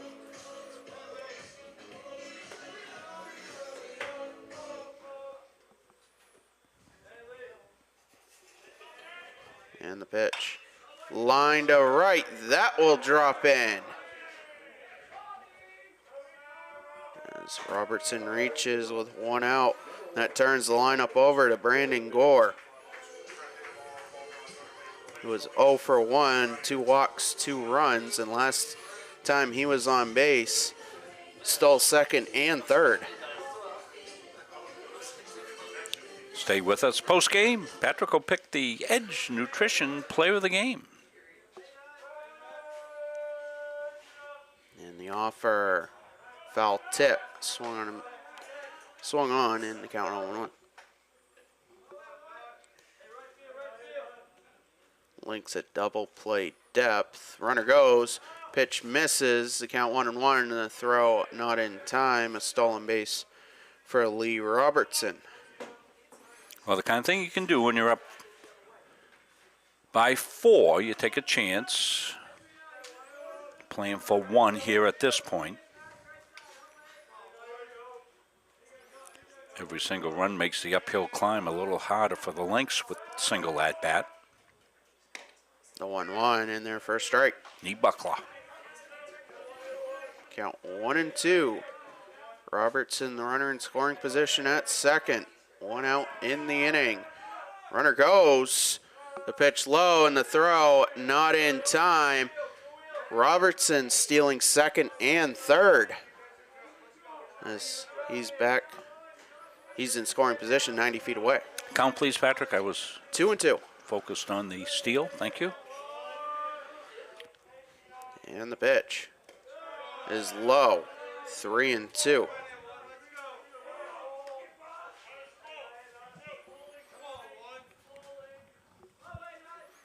Well, you get Gore on first base, he'll be a threat to steal second. You'll have 2 guys in scoring position. The payoff. Popped up. Foul territory heading towards the Lynx dugout. And the catch is made by Keaton as he almost folded himself into a pretzel to avoid the fence in front of the dugout. This is a nice play over there at first base. 2 away as Hayden Durrell will step in. Almost at the post, as you said, and then had to get up and make sure he checked the runner.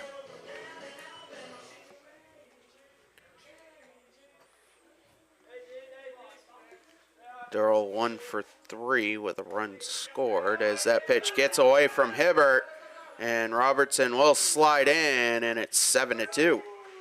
That's a big run.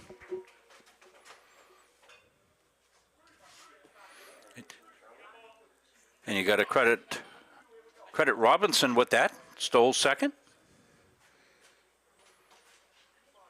Stole third. Put himself in position to be able to come home with a wild pitch. And a 1-0 count to Durrell. Base is empty now as that skips in 2-0.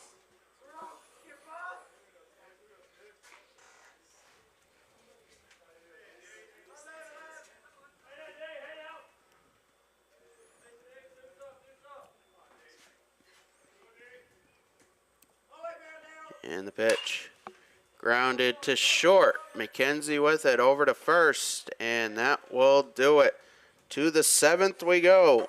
Mustangs up 7-2. Part of our continued journey of growth and innovation.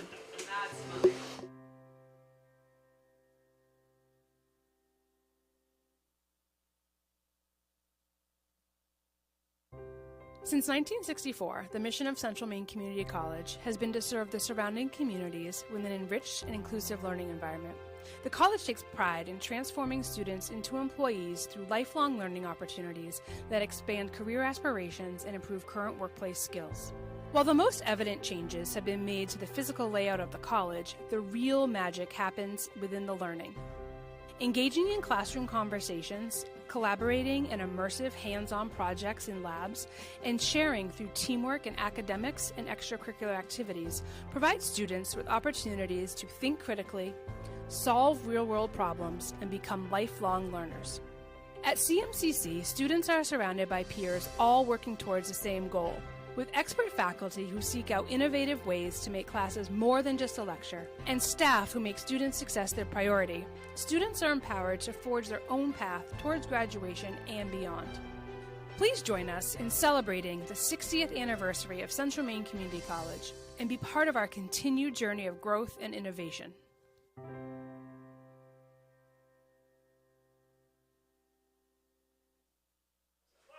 Richie Tebow leads it off for the Lynx here in the 7th. Jeff Meisner at 79 pitches through 6 innings.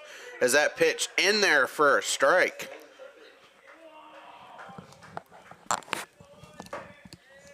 Late break on that one. Caught the inside part of the dish. The 0-1 is low, 1-1. I was listening to Vin Scully this morning, and the original home plate was not the shape that it is now. That pitch grounded to third. Durrell with it. Over to first. 1 up, 1 down. Here in the 7th. It was actually a regular base that they had turned to a diamond shape. And then they made it square. Oh. And in some instances, going back to the 1860s, it was an actual dinner plate. Wow.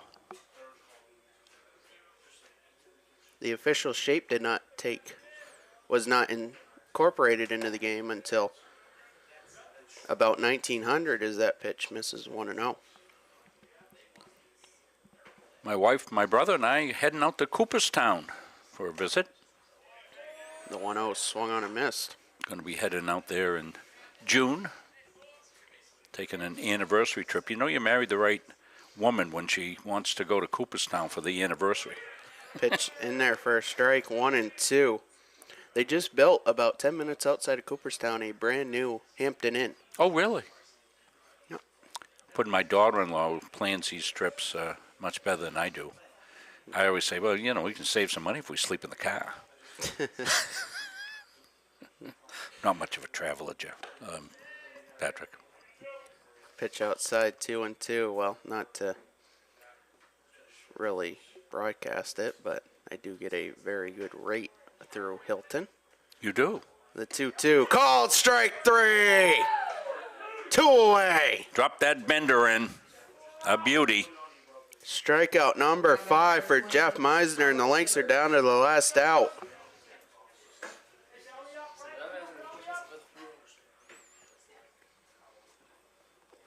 Well, this game's moved along very quickly. The Mustangs scored 5 in the first, and then it really picked up the pace after that. Pitch swung on and missed.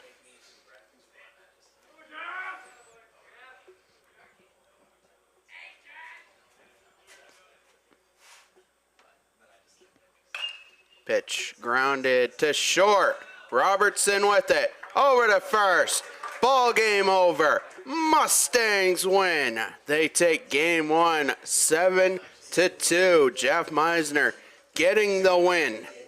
Going the distance on 89 pitches, 7 innings, 9 hits, 2 runs. Both of them earned, 1 walk, 5 strikeouts. And you can't get much better for a start on his senior day. Oh, fantastic performance here by Jeff. And certainly that is just what the doctor ordered here. We talked about the 11-inning game yesterday and a quality start needed for Jeff. He gave it to them, and a fantastic job there by Jeff Meisner. And for that, he's going to be our Edge Nutrition Player of the Game. Congratulations to Jeff. Thanks to Edge Nutrition, Coach Palmer's business there, for sponsoring our Player of the Game. And that was one of the easier picks that we've had in a long time. for player of the game. Jeff gave them just what they needed, Patrick, and certainly a great start here to the first inning of the doubleheader. And the momentum carried over, didn't it? We wondered if it would, and it did into the first inning. 5 runs in that first inning, and pretty much sealed the deal right there out of the gate. And they played good defense in behind Jeff, and he was economical with his pitches. And you can see that the Mustangs galloped to game 1. Yes, so we will step aside. Don't touch the dial. We'll put the splash screen up, grab a drink, grab some lunch, and we'll be back here for lineups, first pitch, and more baseball after this.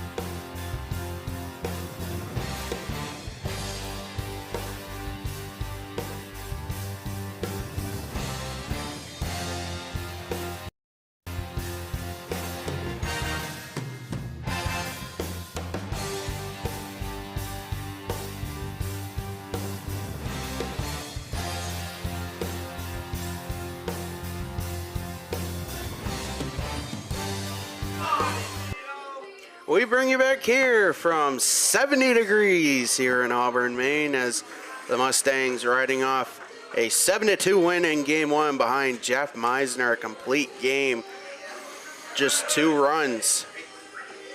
As the Mustangs take the field for Game 2, we'll bring you the lineups here, starting with the visiting Lynx. Maddox McKenzie leads off. He's at third base for Game 2. Richie Tebow bats second. He's the second baseman. Jameson Keaton bats third. He's the first baseman. Liam Waldron is the center fielder cleaning up.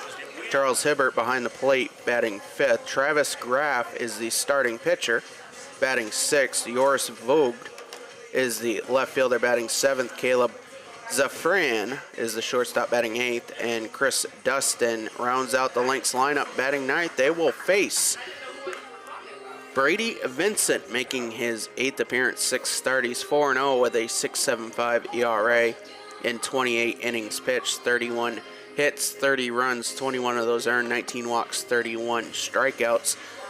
The lineup behind Brady Vincent, it'll be Brandon Gore leading off at second base. Hayden Durrell bats second. He's at third. Garen Post is the first baseman batting third. Cleaning up the designated hitter, Logan Carpenter. Jake Calver in center batting fifth. Cam Dostie behind the plate batting sixth. Cody Cleveland bats seventh. He's the left fielder. Ryan Stone bats eighth. He's the right fielder. And Lee Robertson rounds out the Mustang lineup. He is the shortstop, as they look to ride the momentum from a 7-2 win in Game 1 and a 2-game winning streak for the Mustangs against these same Lynx.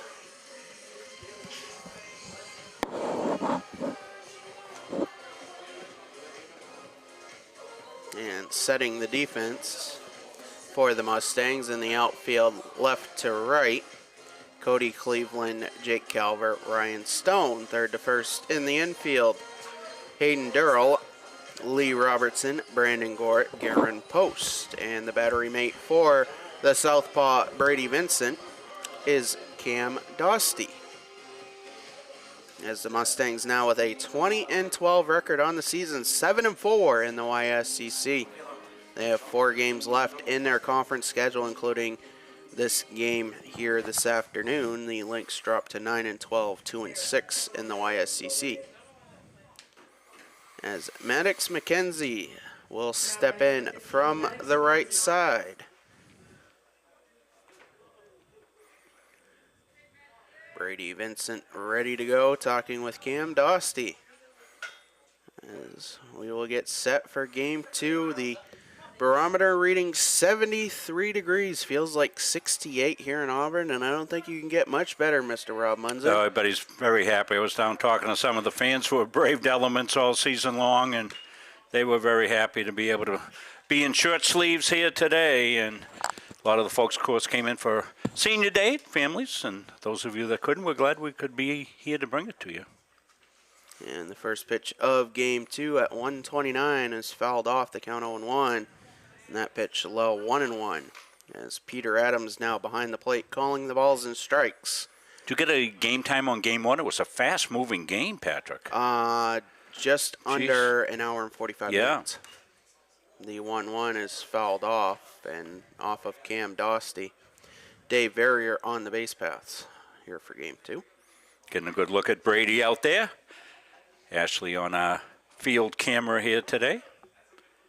Full 3-camera production. Everything working slick as could be. Very happy about that here. Thank all the kids that intern with us. The 1-2 skips in, 2-2. Although Chris and Abdul just told me they're leaving us. I was hoping that they would have a lifetime appointment with us, but they're headed out in the real world. Well, actually, Abdul's headed up to UMA. Continue his degree. The 2-2 is fouled back. Does that mean I have to dig out the now hiring sign again? Yeah, well, I just talked to Coach Rubin, who set me up with Chris and Abdul and got me a couple of all-stars, so he's on it already. He's got some kids coming in, playing his developmental team. He says may be able to help us out, so that's great. Got my neighbor coming up here from across the street. He wants to be involved at this, and maybe another year I'll have my grandson, so it's just like Dave and all the coaches have to do, Andrew. We got to recruit, keep the pipeline. Pitch upstairs in a leadoff walk for McKenzie here in game 2. Well, that's something that Jeff Meisner stayed away from in game 1. Very economical with his pitches and did a terrific job of staying ahead of the batters, pitching the contact. Did have the 5 strikeouts, I believe, Patrick, in the game. And yes, just 1 walk. 1 walk, so that's terrific. The pitch grounded to third. Durrell with it over to second one. On to first. Not in time. A 5-4 fielder's choice. Sets up the same situation. Runner at first now with 1 out. Yeah, good turn. Just not hit hard enough and pretty good wheels down the line. As Jamison Keaton will step in.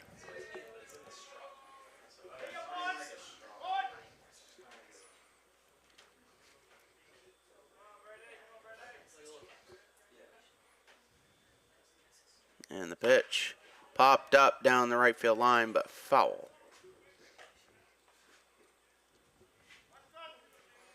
You get a day like this, all of a sudden you say, oh, boy, we ought to play a double-header here, play 4 games. Well, that's nice. Of course, Patrick and I be pitching the final innings. The 0-1 is fouled back, and Vincent up in the count 0-2. Yeah, I still have 4 years of eligibility. There you go, Patrick. Well, I saw you star in the student staff sophomore game a couple of years ago. You were the Edge Nutrition Player of the Game, I believe. The 0-2 outside. Good little chase pitch there by Brady off the plate. See if we could get a swing on a wild one, but no cooperation there. A little bit too far out and no chase by Keaton.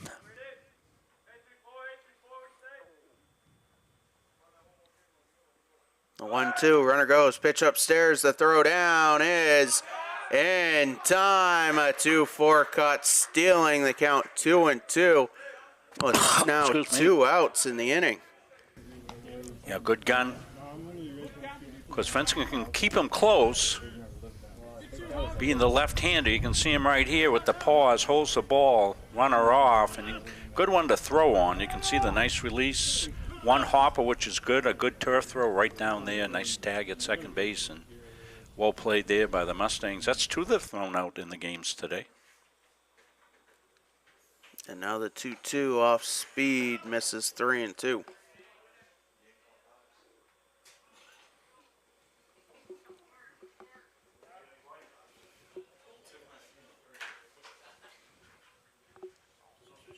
And the payoff. Lined up the middle. That will be a 2-out base hit. Again, no hurt there because you threw the runner out at second base. Now batting number 2, Liam Waldron. As Liam Waldron will step in. 1 on, 2 out.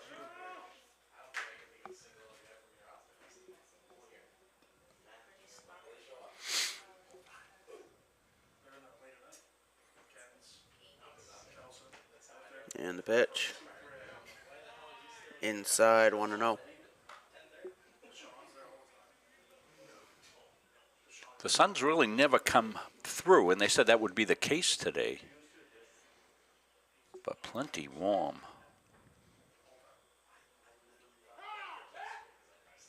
And time is called.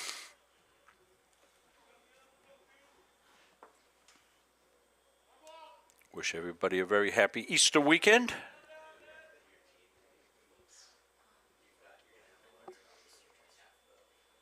The 1-0. Foul tip, swung on and missed.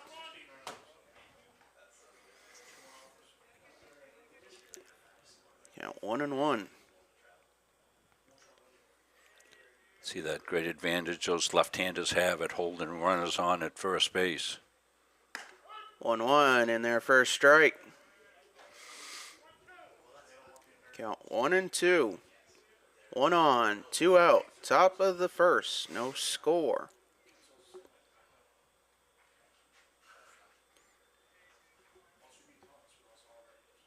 And the pitch. Grounded to second. Gore has it over to first. And that will do it. Lynx strand a runner. Mustangs coming to bat in the bottom of the first.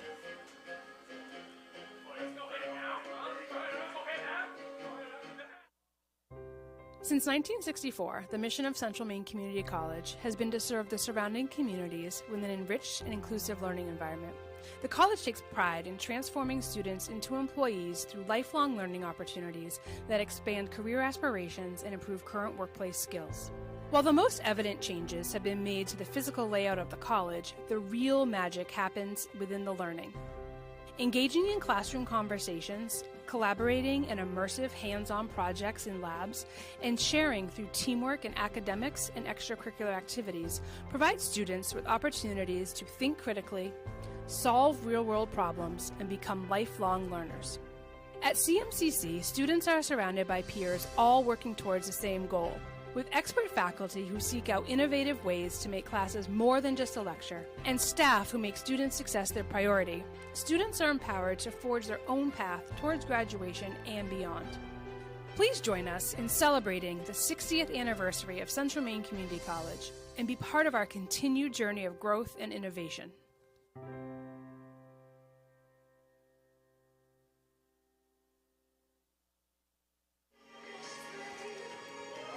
Back here for the bottom of the first inning.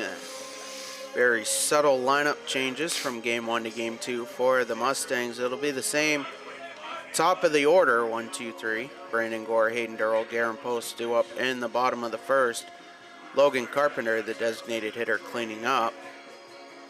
Cam Dostey in the 6th spot behind the plate. And 7, 8, 9, Cleveland, Stone, and Robertson.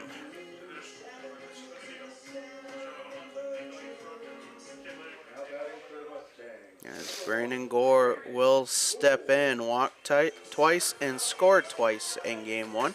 Also had 2 stolen bases at the same time in one trip through the base paths, that is.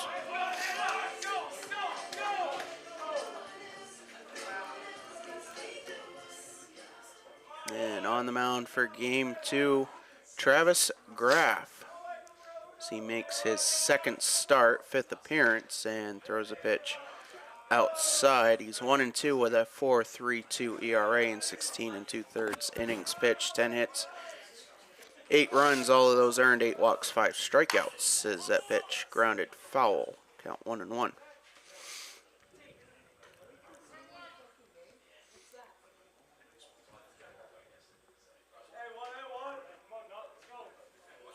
Brandon's still wearing his lucky pants for game 2. We had a little fun with Brandon, as I said, before the game and during the game here. The 1-1 popped up, foul territory, and it'll drop. Count 1-2. Mustangs switching to their alternate black uniforms for game 2. The Lynx still in their dark uniforms.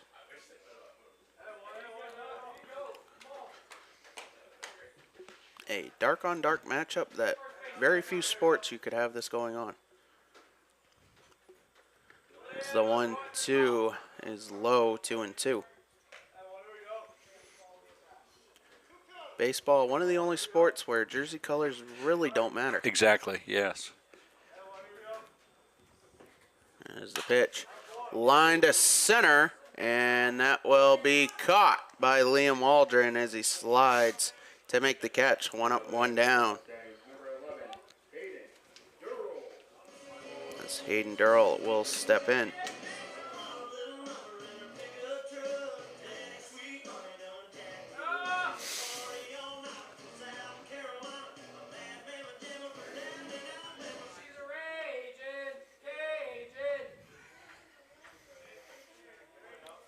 And the pitch. Low, 1-0. Got a little extra credit on the music there that time. Ragin' Cajun. Jason Aldean. The 1-0. Upstairs 2-0. And who's he play for? That would be the country artist. Okay. I might be a little bit behind. There's a pitch in there for a strike. I believe the song is called She's Country.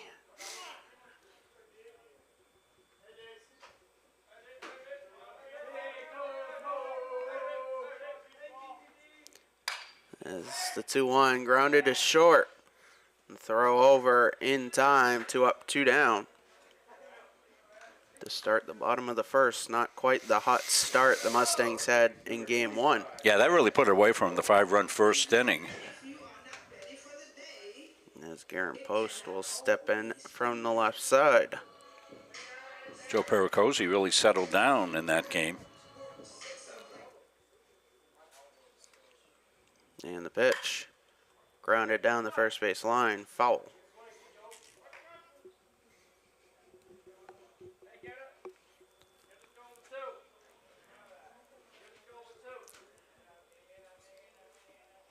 And the 0-1 in their first strike, count 0-2.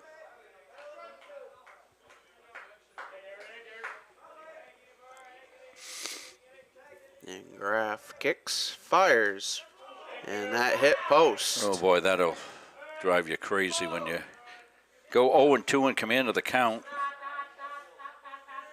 That is Post's 8th hit by pitch on the season. The only Mustang that has more is Hayden Durrell with 11. Hit the post. Hockey coming up tonight. Patrick's all over hockey.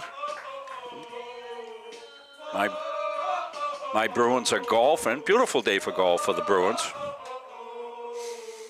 The pitch to Carpenter in there for a strike. Logan with his first plate appearance on the day, a 200 average. No homers, no RBIs. Served it up to you.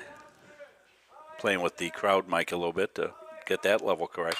And the 0-1 driven to left center. Back is going Waldron, and that is gone. Logan Carpenter sends one to left center field, and it's 2-0.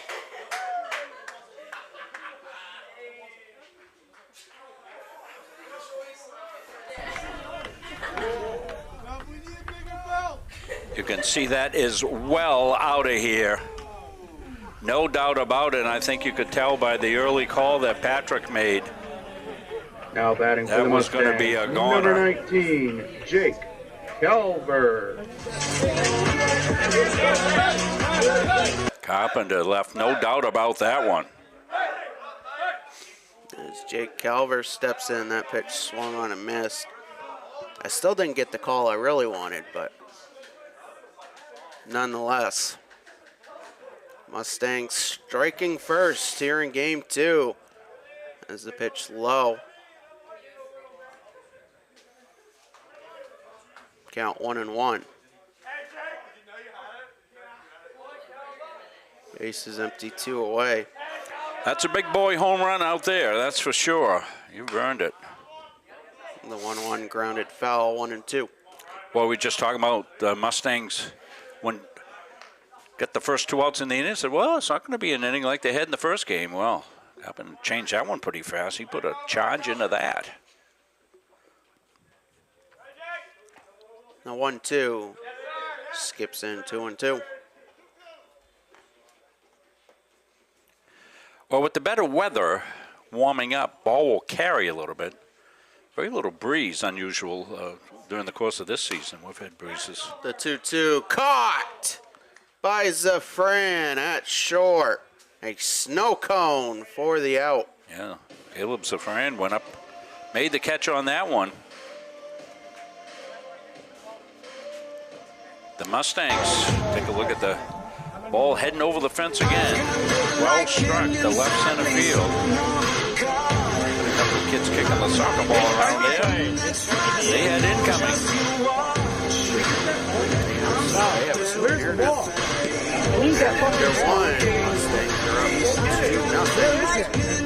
Second, Brady Vincent with a 18 pitch first inning, 1 hit and 1 walk.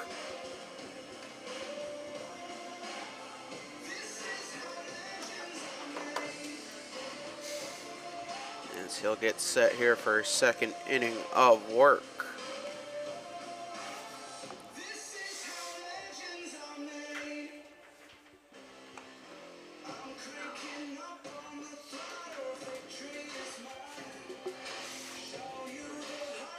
Due up is Charles Hibbert, Travis Graff, and Joris Vogt.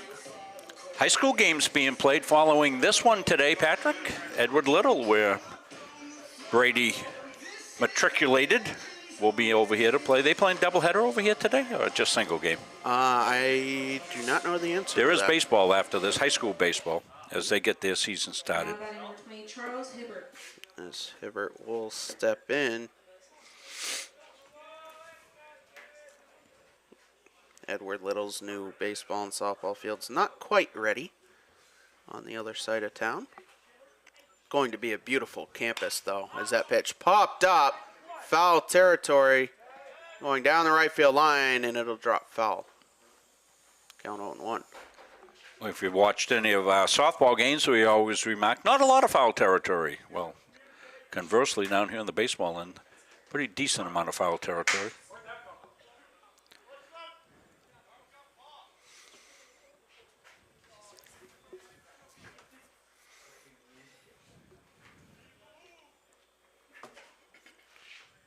And the Southpaw Eels. That pitch popped up. Out of play. 0-2.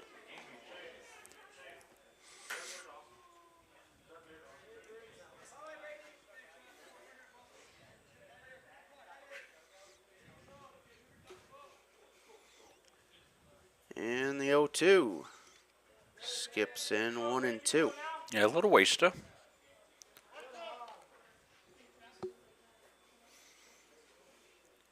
Welcome families of both teams in here.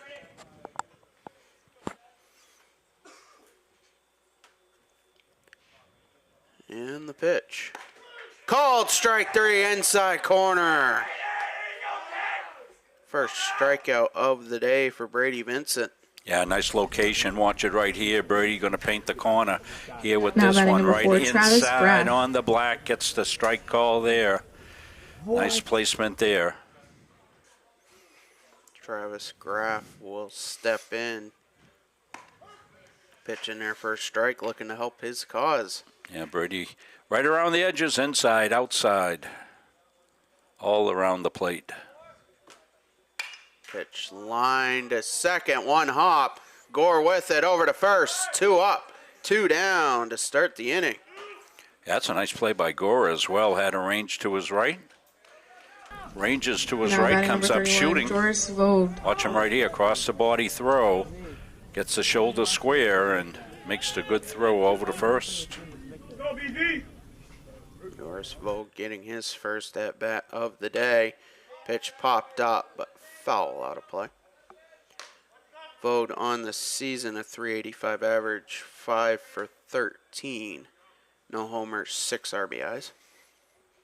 Brady looking for a shutdown inning. And he throws strike 2. Got He's the up in 2-run count. homer there to give himself a little cushion. And the 0-2 popped up down the right field line, foul territory, and it'll drop. And we'll do it again. Yeah, Gore with a good chase. He had the best angle to be able to make that play, and Brandon with the good wheels. I would say if he can't get there, it's an uncatchable ball.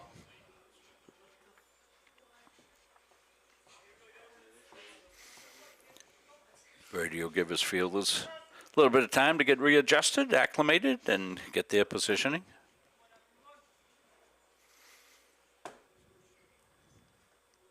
And the 0-2 fouled off. We'll do it again. So if you missed the discussion in Game 1, it looks like we'll have some baseball. We thought this was going to be it for the season down here at CM, but looks like the league may opt into a different playoff format. We'll have more on that. Patrick's got it all figured out.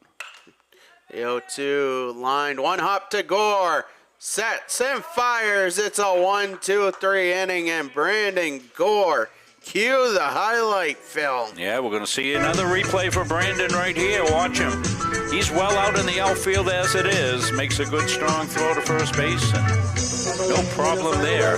It's one of the things Brandon does so well. He, as we've said, a very heady baseball player, Patrick. He's able to, go to school on these batters. They know each other pretty well now from fall ball all the way through spring ball. They've got charts on where these guys are going, and he's positioned perfectly there. Makes it possible for him to make some plays that normally he wouldn't be able to make. That ball, probably if he's playing a regular second base without making adjustments for the batter, that's going to be a base hit.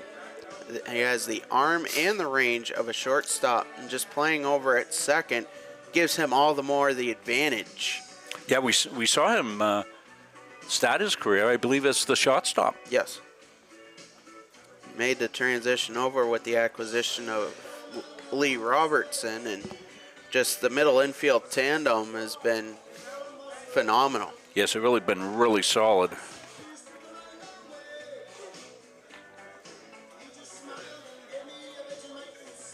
Due up in the inning, Cam Dostey, Cody Cleveland, Ryan Stone, as down under by men at work playing here in the complex. Don't want to forget Hayden Duro, a third baseman, really solid as well. We talked about his ability on the slow roller plays, and Garen Post has always been a really good first baseman. Sun looks like it may poke through. Should be awesome. Cam Dostey will step in his first at bat of the day, a .318 average, no homers, 10 RBIs. As Graff deals that pitch upstairs, 1-0.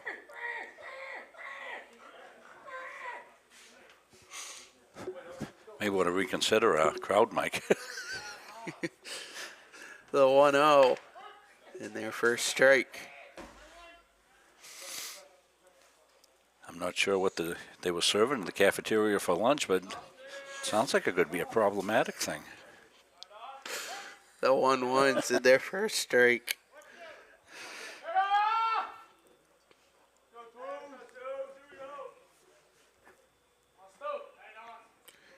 And the 1-2 popped up.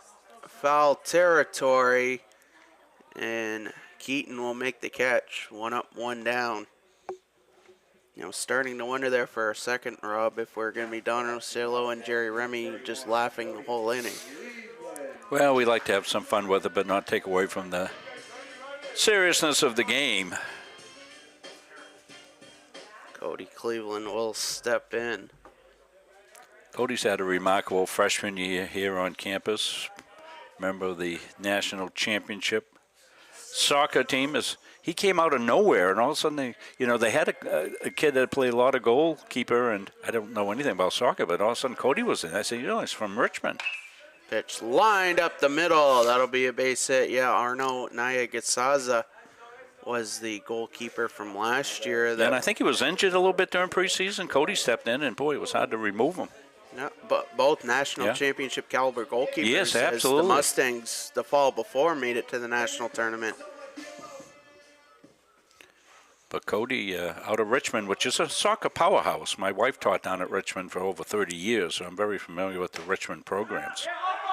Runner goes, pitch upstairs, and a stolen base for Cody Cleveland. Just the 1 out, Patrick, still on one Yes. update my scoreboard, and that was ball 1. Okay. And to go back on Cleveland this spring, he puts on a baseball jersey and has 11 extra base hits. As that pitch misses 2-0. 28 total bases and 39 at-bats, 49 plate appearances. Just the rough math averages, that's almost like a 50-50 shot. As that's fouled back. Count 2-1. And if you can get an extra base hit on half of your at-bats, I think like red flags are going off if you're the other team. Right. Exactly. Pitch upstairs, 3-1.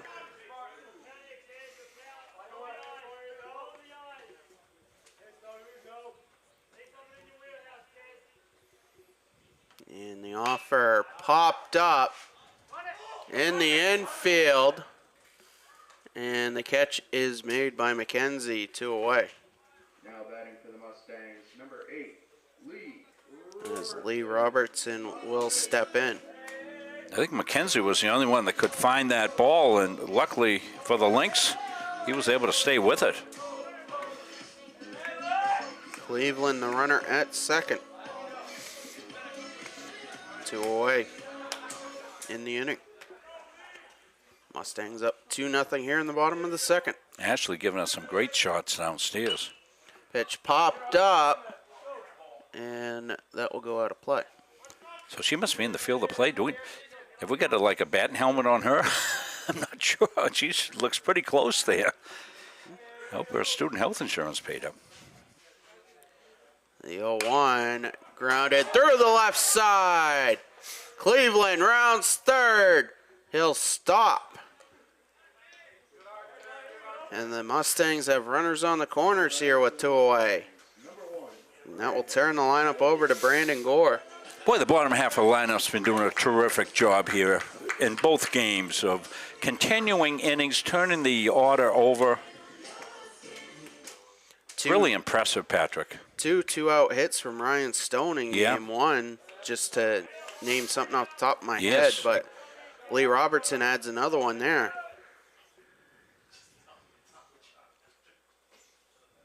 And the pitch, Gore shows bunt, pitch misses, and the throw hits Robertson, and Cleveland will score as it's 3-0. Well, the first and third, they threw through. Cleveland, good speed at third base. As soon as he sees, he checks and see if there's a shortstop or second baseman coming into the cutoff position. If not, he knows that throw is going through, and as soon as it's released, he's able to break for home and score the run. And the 1-0 popped up. Short right center. Tebow going back. He'll make the catch, and that will do it. Mustangs manufacture a run, and they'll take a 3-0 lead to the third. Do you know that your current annuity might not be the best fit anymore? In today's markets, there are new options that could offer greater flexibility, higher growth potential, and even enhanced benefits that can be specifically tailored to your needs. Upgrading your annuity doesn't just mean better rates. It's an opportunity to explore these new innovative options designed to help you get more out of your investment. Don't settle for outdated terms. Contact us today to learn how upgrading your annuity can open the door to better opportunities in your retirement.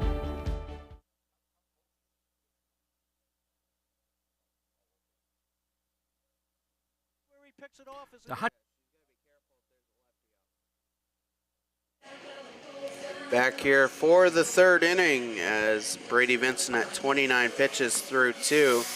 Just 1 hit, 1 walk, 1 strikeout so far. A defensive change for the Mustangs. Shane Jewett will go into left field in place of Cody Cleveland. And actually, a pitching change, as I'm oblivious to the fact. Cody Cleveland now on the mound. Yeah, I was trying to give you the flag signal, Patrick. Making his first appearance on the mound. Got to think this may be pre-planned here. Coach Palmer getting some guys into some action. You know, you're heading into a stretch of games. Once you get into playoffs, you're playing a lot of innings in just a few days, so you want as many arms as you can find. And even if it's a national champion goalkeeper now on the mound. But he will take the ball here in the third. Well, you know, he's been throwing all along to be able to get some action in. Getting a good look there at Cody as he goes through his warm-ups.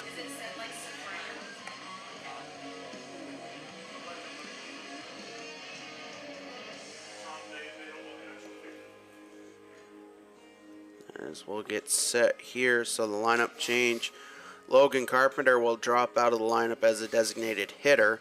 Shane Jewett will go into that spot now as the left fielder, and Cody Cleveland will move from left field to the mound in his number 7 spot.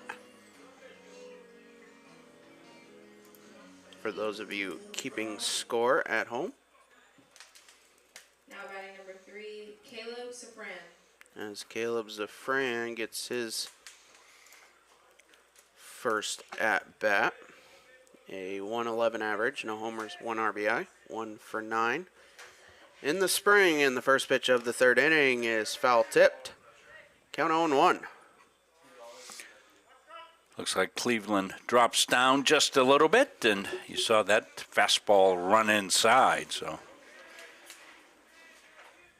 the 0-1 fouled back. And with the pitcher making his first appearance, there's no scouting report on Cody Cleveland. Yeah, see, good time to uncork the breaking ball if he's got one. And that pitch misses 1-2. He did. It stayed inside. Get that release point out in front of your face. And the offer inside 2-2.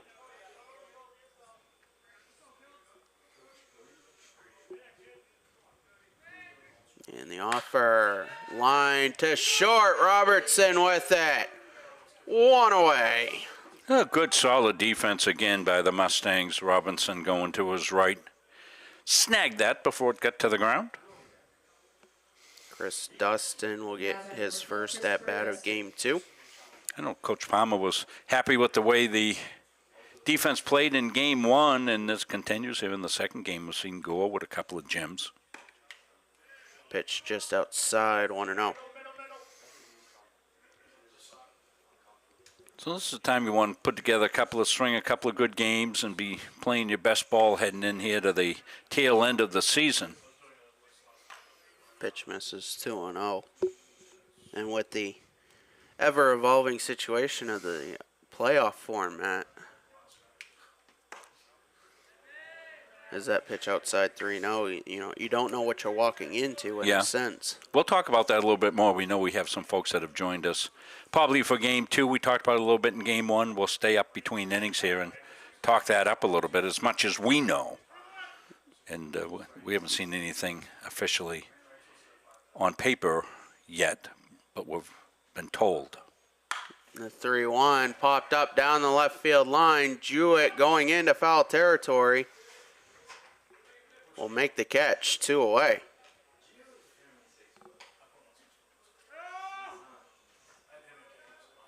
As that will turn the lineup over to Maddox McKenzie. 2 up, 2 down. Mustangs up by 3. As Cleveland deals, pitch outside, 1-0.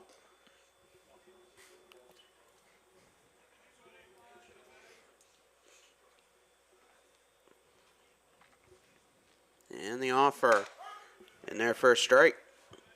Now hitting that outside corner.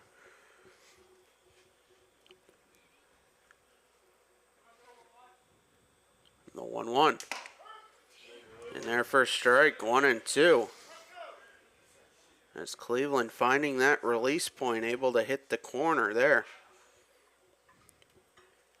Back quickly, the 1-2, that just outside, 2-2. Base is empty, 2 away here in the top of the third. And the pitch. Called strike 3, that outside corner. First strikeout of the day for Cody Cleveland will end the top of the third. Mustangs take a 3-0 lead to the bottom of the innings. We'll stay with it here to briefly talk about the upcoming YSCC baseball tournament. And with the automatic qualifier to the USCAA Small College World Series up for grabs, the YSCC opting to go with a double elimination format. Now, the dates and times not set in stone, but this is what we have heard, is that next Saturday there will be 2 host sites for the 6 teams that are eligible for postseason play. Now, which 3 teams are where are to be determined, but one of the sites we are hearing is here. And if we have games here, Mr. Rob Munzing, we're going to bring them to you.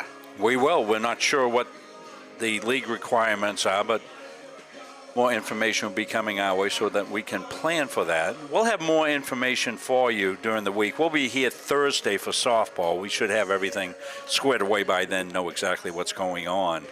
Softball won't follow that format. They have their own schedule for playoffs. It's not going to be the same as baseball. Yeah. Sunday, May 4th, as of right now, it will be single elimination, 4 teams, 3 games, and that will all be here at Central Maine Community College. And we'll be here for those games. Which, if everything goes right, that will be a terrific day for softball. Yes. As Hayden Durrell leads it off. And he'll ground that pitch to third. McKenzie over to first. 1 pitch, 1 out. Now batting for the Mustangs, number 25, Garen. As Garen Post will step in. And on deck is Shane Jewett waiting for his first at-bat of the day. But Post will step in. Was hit by a pitch, came around to score. As he'll look at a pitch out of the zone, 1-0. Post came around to score on the 2-run home run by Logan Carpenter. As the 1-0 swung on and missed.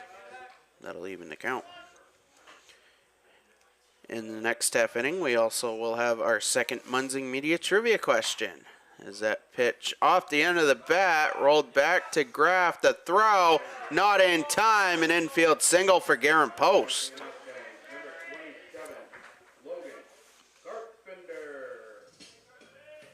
Graff made a heck of a play coming off the mound to the third base side, made the play, and an off-balance, perfect throw to first base, and Post was able to chug a lug down to first, beat it out. And to my confusion here, Logan Carpenter is going to get in that bat.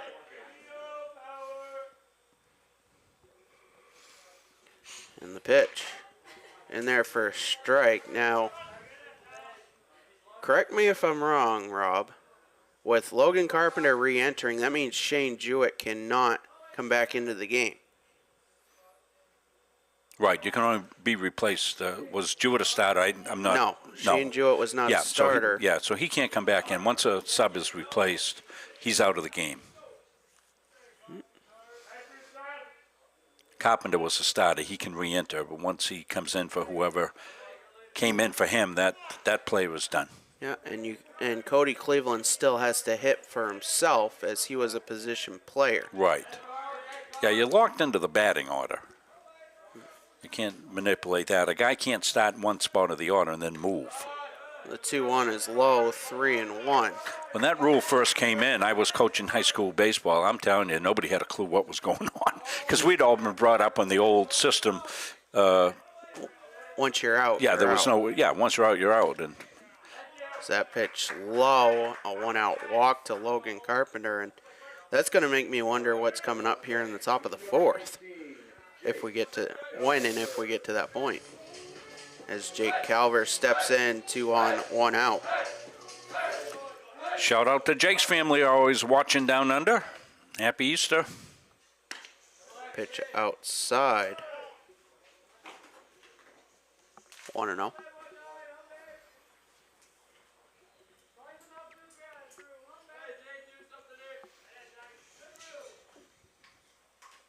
And the offer, grounded, slow roller to short. They'll go to first, and it's not in time. Everybody's safe. On the infield single. As Cam Dostey will step in. Yeah, definitely infield hit. A big spot here for Cam.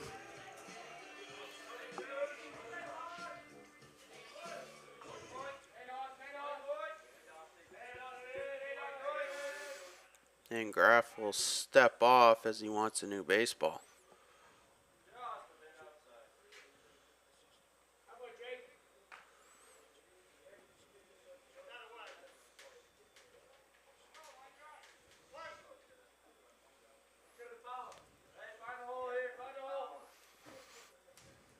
pitch. Upstairs.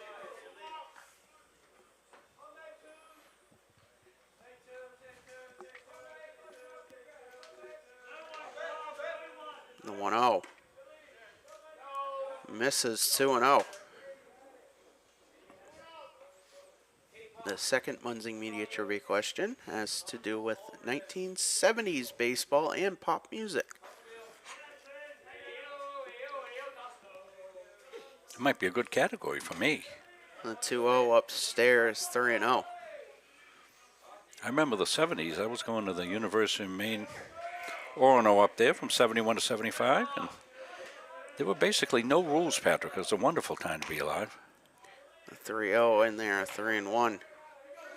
I wouldn't mind going back to 1969, if I could go back in time. The pitch to Dosty, line down the right field line, but out of play. I can 3-2. picture you at Woodstock. Yes, please. Wallowing around in all the mud that was there. Gaz's farm. The payoff. Popped up, short right field, and that will be caught by Tebow. 2 away. No infield fly rule, not a typical play.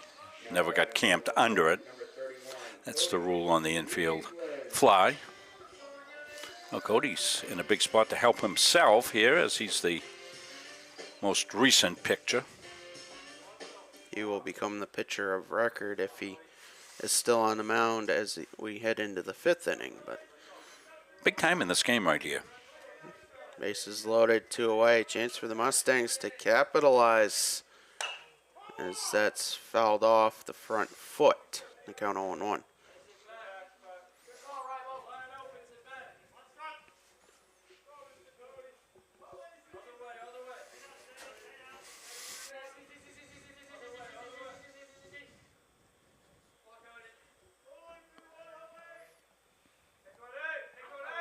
The 0-1.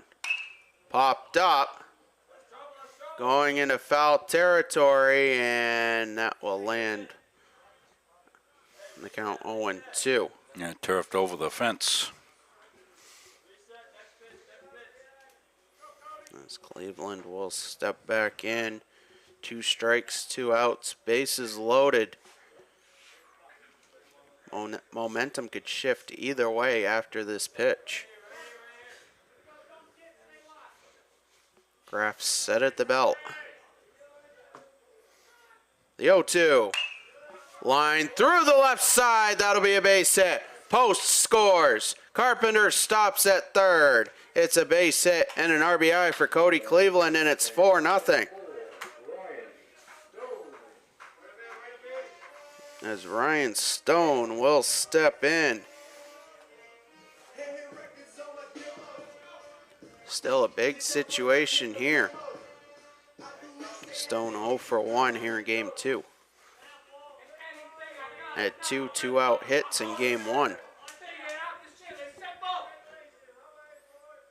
As he'll ground one to short. Zafran to first, and the throw is high, and the carousel continues as it's 5-0. And Lee Robertson will step in. Well, they were, with Ryan Stone's speed getting down the line, that really hurried the throw.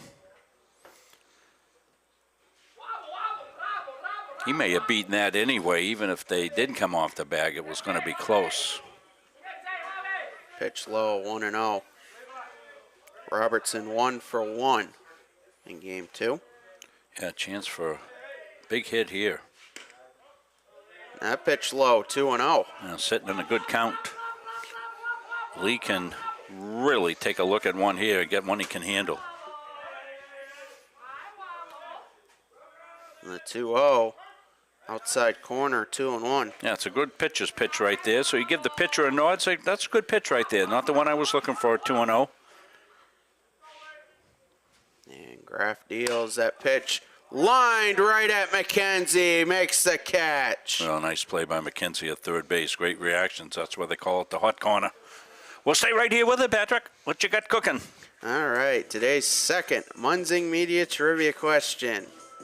What 1979 pop hit was the quote-unquote theme song for the eventual 1979 World Series champion Pittsburgh Pirates.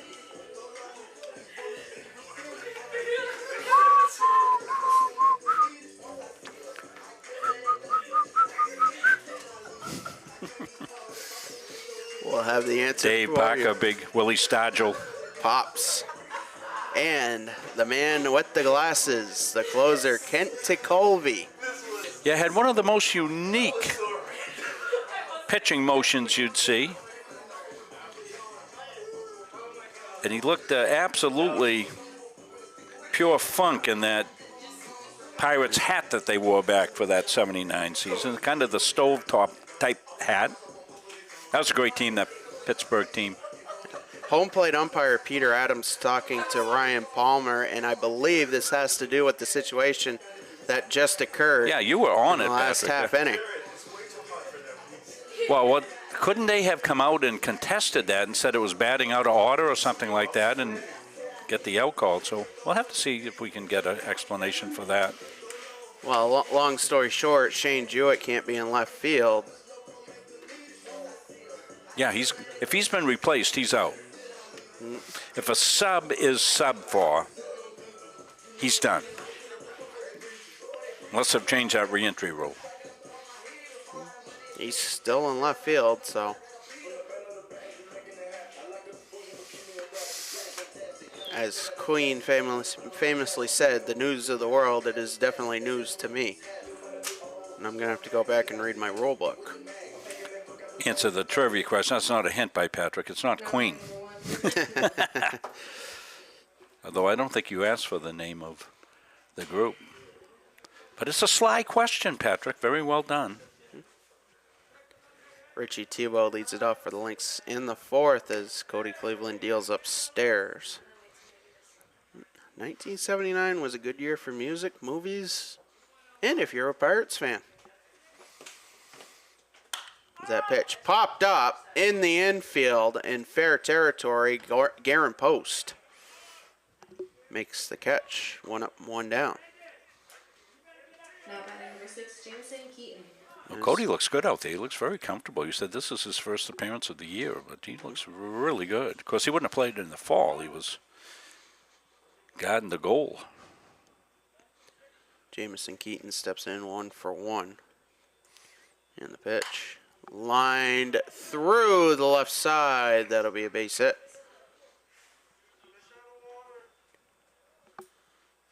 Now batting number 2, Liam Waldron. As Liam Waldron will step in. 1 on, 1 out. Mustangs will be at double play depth.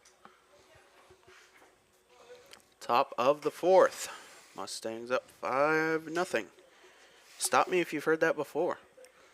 Getting a good look at Cody Cleveland, the lanky right-hander. As he'll fire a fastball upstairs, 1-0.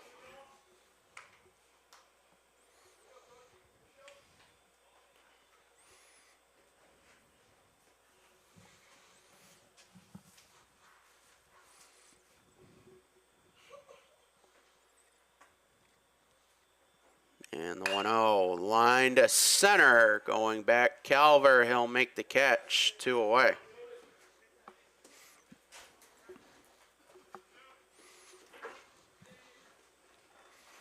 And a quick observation, Rob. The only one still wearing long sleeves is Jake Calver out in center field.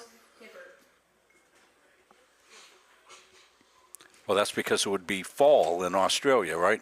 Maybe that's why, Patrick. No? Yeah, I don't know. 1 on, 2 out. As Hibbert steps in. Pitch outside, 1-0.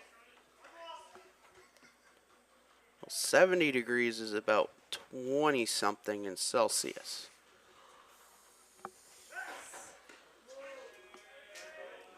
Is that pitch? Is in there for a strike.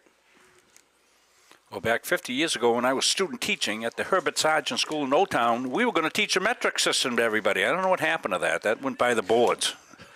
That was going to be the great thing. Gee, because creepers. I couldn't even figure out the regular measurement system. I was trying to teach a metric system. Had no idea I'd be asking the smart kid in the class, what do you think this is? Throw over to first. Close. Really close. Well, the famous speech by, I can't even think of his name right now. I'm drawing a blank.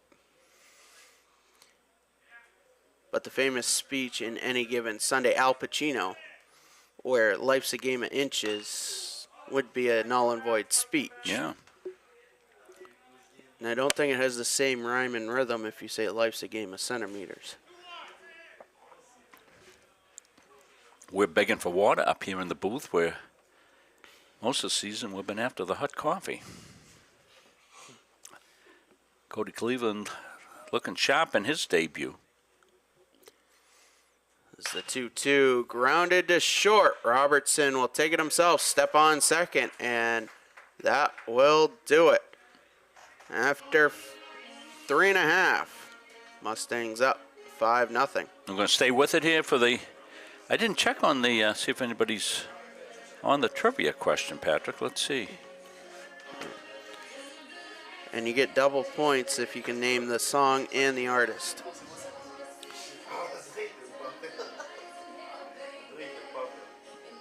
Well, we got a couple of nice guesses coming up here. Of course, Coach McCormick. He's got it. We Are Family. And Simone Calver. Yes, he's got Sister Sledge. It was Sly and the Family Stone, wasn't it? Or was it Sister Sledge? It was Sister Sledge with that, yeah. Okay. Yeah, it was Sister Sledge, yeah. We are family. Yeah.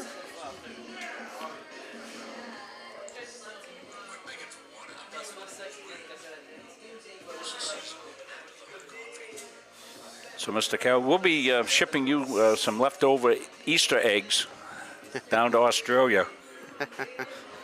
You won't have to open them. You'll know they're there when they arrive. No.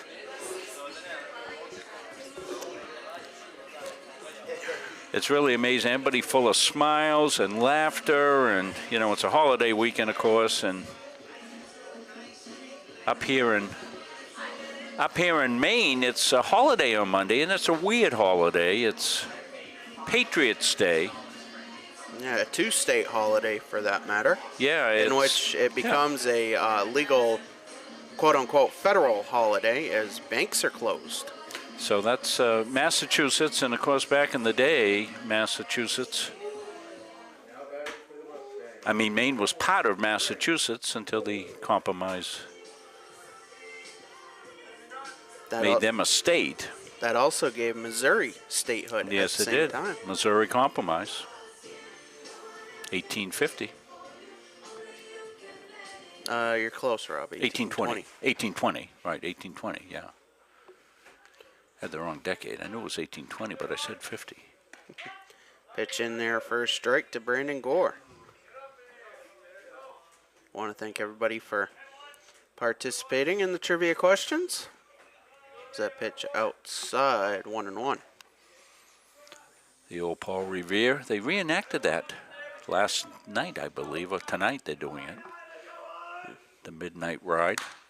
That pitch popped up left center. Going back, Waldron, he'll make the catch. 1 up, 1 down. Well, if there was a warning track, it was to the warning track. That ball really carried. Listen, my children, and you shall hear the Midnight Ride of Paul Revere on the 19th of April in 75. Hardly a man is now alive who remembers that famous day and year. He said to his friend, if the British ride by land or sea from the town tonight. And then I was absent the next day at school, never memorized the rest of the poem. We had to memorize that poem. That's how we did things back in the day. The pitch to Durrell is low, 1-0. I was actually going to use that as a trivia question, but I scrapped it for yesterday in favor of more relevant questions. That was Longfellow wrote that poem, I believe. Henry Wadsworth Longfellow. The Mena. As Durrell will take a pitch off the elbow and walk to first.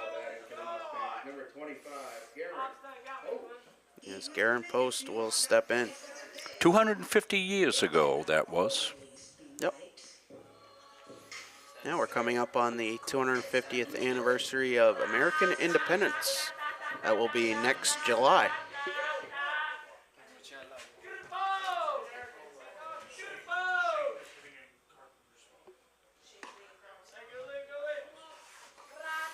I got married during the bicentennial year of 1976. It was bicentennial weekend back in my hometown of Danvers, Mass. A lot of festivities going on. Pitch outside 2-0, so what's on tap for the 50th wedding anniversary, Mr. Munzing? She'll let me know. The 2-0 is in there for a strike.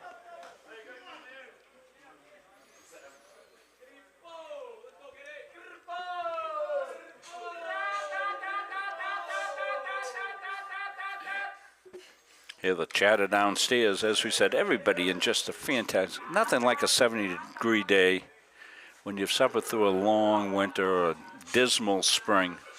70 degrees pops out.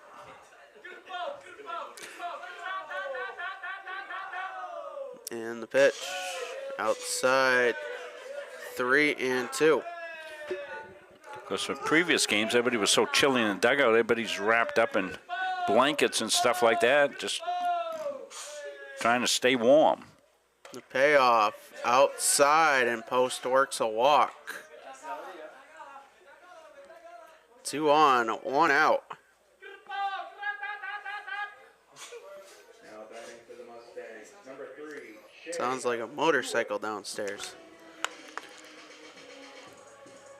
As Shane Jewett will get his first at bat as the Mustangs make the official change, as they probably should have the last time Carpenter was supposed to be up.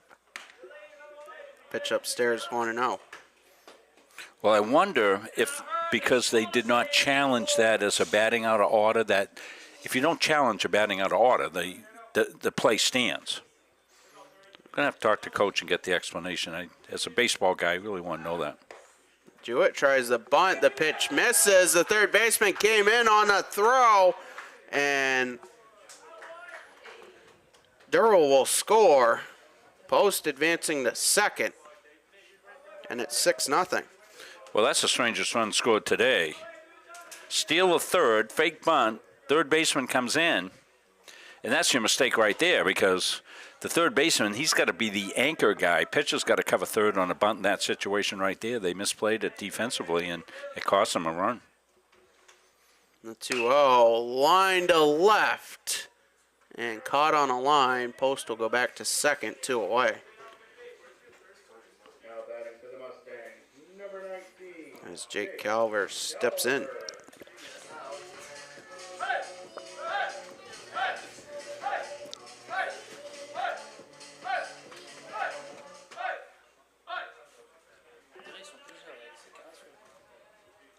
And the pitch. Driven to left center. That ball is high. It is far, and it is off the front part of the fence. Post will score. It's a 2-out double for Jake Calver, and it's 7-0. And he didn't miss a home run by much. We'll see at the tail end of it right here. A ball carrying to left field today. Hits the bottom of the fence on the fly for a double for Calver.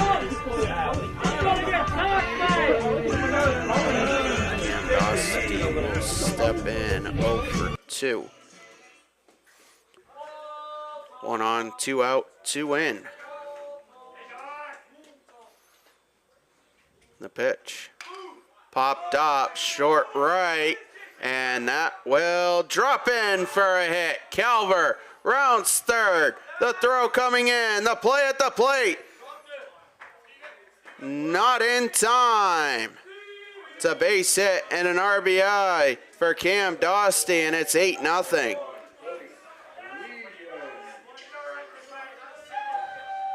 As Cody Cleveland will step in, Stephen White will be the courtesy runner for the catcher, Dostie. And 2 outs in the inning. Still, Mustangs looking for more. Oh, some good work with 2 outs here in this one. The pitch. Grounded to third off the glove of McKenzie. White rounds second. The throw coming in, not in time. And Cleveland follows that up by going to second. And the Mustangs have 2 in scoring position with 2 outs. And they're looking to get to the magic 10.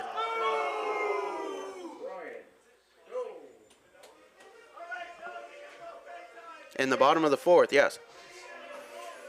As Ryan Stone will step in. If the 2 runs can score in a shutdown inning in the 5th, game 2's done.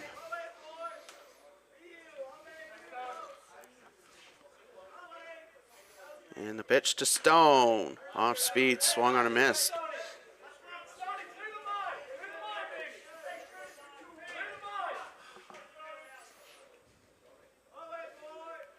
And the 0-1 skips in. A good stop by Hibbert. Count 1-1. Hibbert, good job behind the dish there, but couldn't find the ball, but it was laying right there, so no advancement.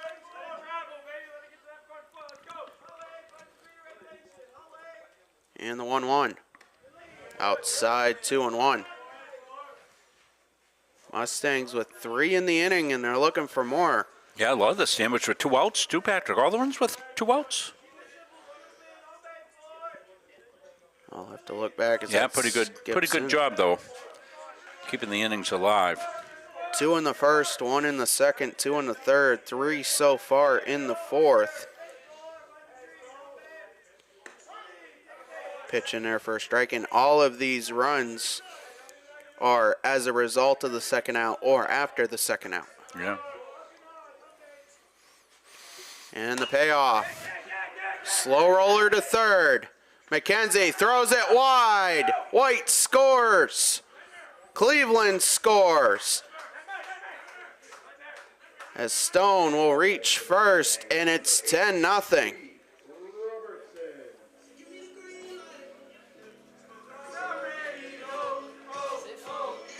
And Lee Robertson will step in.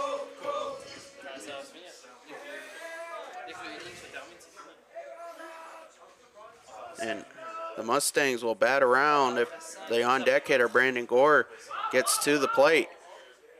The pitch popped up, short right field. Dustin coming over, he'll make the catch. And all 9 Mustangs make a trip to the plate in the bottom of the 4th, and they take a 10-0 lead to the 5th with a chance to close out game 2. Well, we'll have YSCC baseball, softball action on Munson Media on our UMA channel on Monday, as we'll head over to the Cara Fields in Augusta. First time this year they've been able to play at their home site. Baseball at Morton Field and softball at Bowden Field. So we'll be over there gathering up all the equipment from here. We packed up softball last night, packed this up after the game today, get over there, and then we'll be back here Thursday next week for softball. Who we got there next Thursday, Patrick, for softball? None other than the NHTI Lynx. The Lynx will be in. Take on your Mustangs. They're over there today.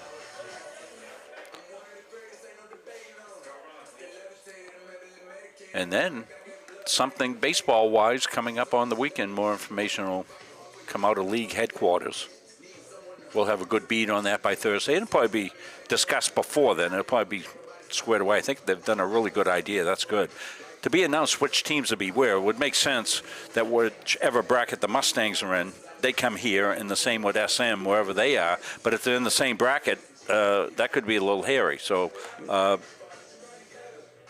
check your local listings. There's better minds working on that than mine, for sure. So they'll get that worked out.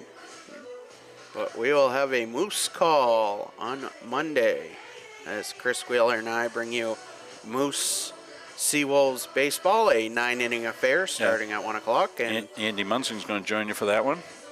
And then I'll be over doing softball with a person to be named later, or maybe not. It might be just me doing softball with the old days back when I used to run the camera, do play-by-play and all that. We'll keep it simple probably over there. Not even sure of the softball setup over there. We know we can do baseball because we did a baseball game with 2 cameras over there in the fall, Patrick, right? Against YCCC. Yep. There's that pitch upstairs to start the 5th to Travis Graff. 6-7-8 due up for the Lynx here in the 5th. Is that pitch low, 2-0. The Lynx looking to keep game 2 going. They're going to need at least 1 run. So that pitch popped up, in play, and Durrell makes the catch. 1 up, 1 down. Yeah, perfectly done there by Hayden. He came in, ball was up. You call it when you know you can get it. You know what the priority system is there. As the third baseman, you know you got the play if you can handle it. He waited. He made the call, made the play, and called the catcher and pitcher off. Pitchers usually don't get involved in that, but called the catcher off. Pitch popped up. This one going foul, and Cleveland makes the catch. 2 up, 2 down. Lynx down to their last out. Well, that happened quickly. Well, that was the same explanation almost, as Post was playing very deep as he should. And, you know, Cleveland, you know, they tell the major league pitchers don't handle that. I was always of the idea that my high school pitcher was probably one of my best athletes, and if he could handle a pop-up, I'd let him have it. So we kind of changed the priority system. Normally the pitcher has the least priority of the 9. Pitch upstairs, 1-0. You drill that priority system during preseason so everybody's clear on it. As the 1-0 is low, Stephen White, a defensive replacement in right field, as Ryan Stone moves to center. They talked about Stephen and the seniors. That pitch lined to hop off the glove of Robertson, and the Lynx have a runner aboard here with 2 outs. Base hit. You're talking about right how quick he is. Christopher Dustin. He's got perfect form running. He really looks like he's not even putting any effort into it, and you're looking and he's a blur. As Chris Dustin steps in, 1 on, 2 out.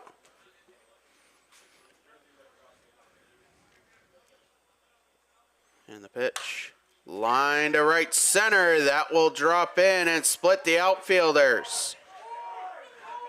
Zafran rounds third.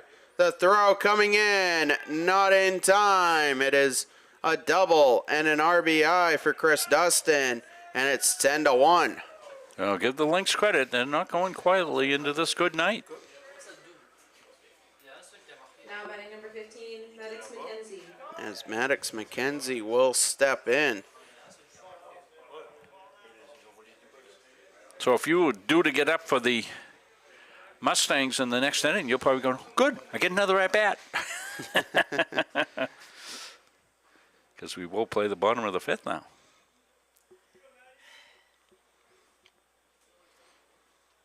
And Cleveland deals. That pitch fouled off. The count 0-1.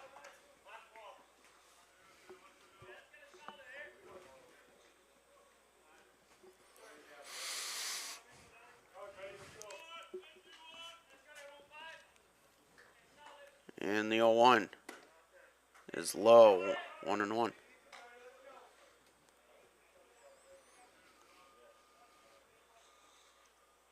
Ball's got some get up on it today in the Womp. Good to see. Fastball misses, 2-1. Certainly the warmest day that we've had here in the state of Maine since probably last October. And a throw to Robertson beyond second base.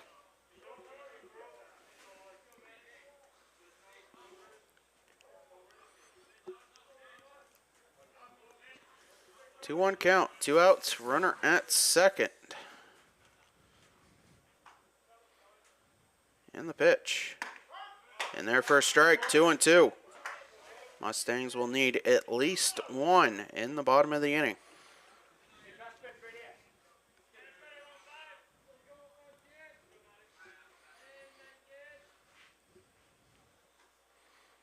The 2-2 misses 3-2. One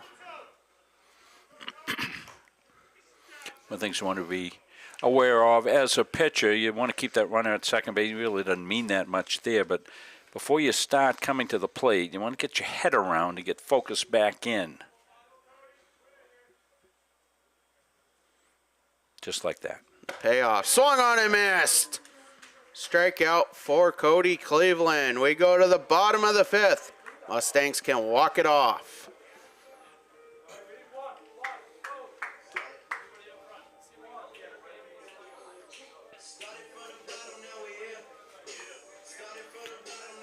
I want to take this opportunity to thank the kids that have been working with us. Chris and Abdul in today, and Ashley down on the field. Chris has done work with us over the course of the year as well. Jack Rochier, another one of our student interns that has covered games for us. We couldn't bring you these games without the help of our student interns. Want to also be appreciative of the administration here that allows these kids work study and working along with us. We already got Coach Jared Rubin working on next year's crew. We'll have Jack back next year. Our next year's recruiting class. Right. So we'll be working on that. Boy, we've had some great kids over the years. And also, if you're watching or listening and you want to be part of the Munzing Media team, don't be afraid to reach out. rob@munzingmedia.com, or reach out to anybody here on campus in the athletics department. Yeah, no experience necessary. And, you know, don't be intimidated with the equipment, knowing about the games or anything else. I'll never forget Abdul came to do his first hockey game. He didn't know a hockey puck from a ring ding when he came to the game, and he asked us how many innings. That was beautiful. And I'm actually holding a hockey puck right now. But he's so meticulous. He just became one of the best hockey camera people that we have ever had. That pitch misses 1-0 to Brandon Gore as the top of the Mustang lineup at bat here in the 5th. As that misses 2-0.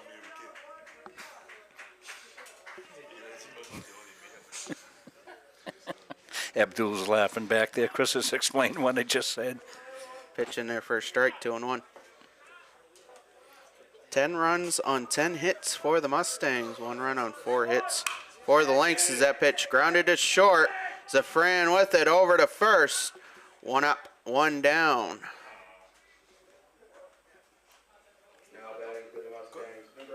As Hayden Durrell will step in. He was hit by a pitch his last time up.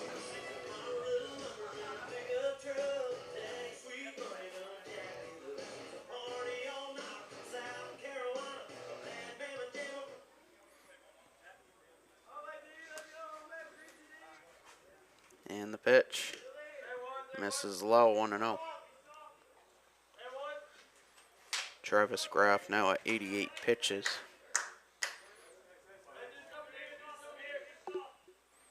And the 1-0 outside. Oh, we hope you all have a blessed Easter. Time to spend time with family.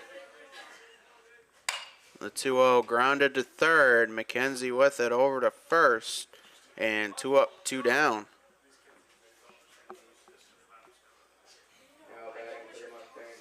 School vacation week coming up.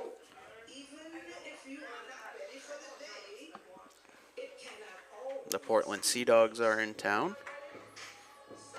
Yeah, boy, some of their poor guys here that are used to warm weather, some of the Dominican players, they must go, what the heck have I got myself into playing here in Portland, Maine? Because I think the opener got snowed out again. Has been several years it happens. Pitch low, 1-1.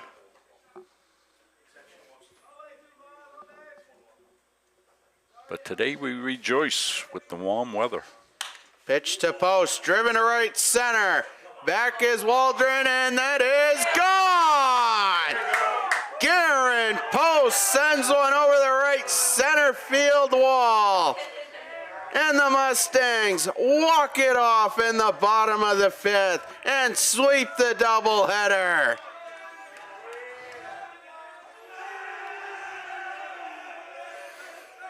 Well, let's go back and look at this one.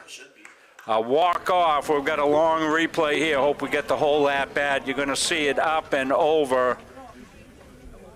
Driven to right center field, the deepest part of the park, and Guerin gets to touch them all. And another walk-off, Patrick. The Mustangs have made a habit of walk-offs. Very elated Coach Palmer. His 102nd career victory. And there's the celebration at home plate, and it continues all the way through.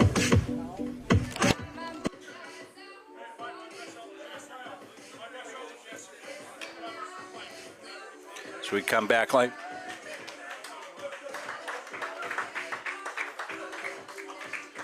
We'll get Guerin post game. Yeah, maybe he will be our second Edge Nutrition player of the game for game 2.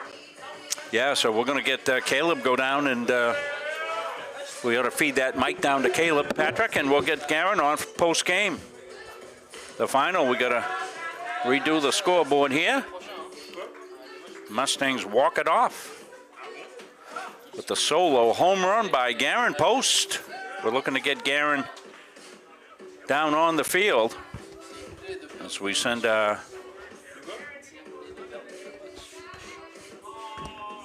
Caleb Lamb.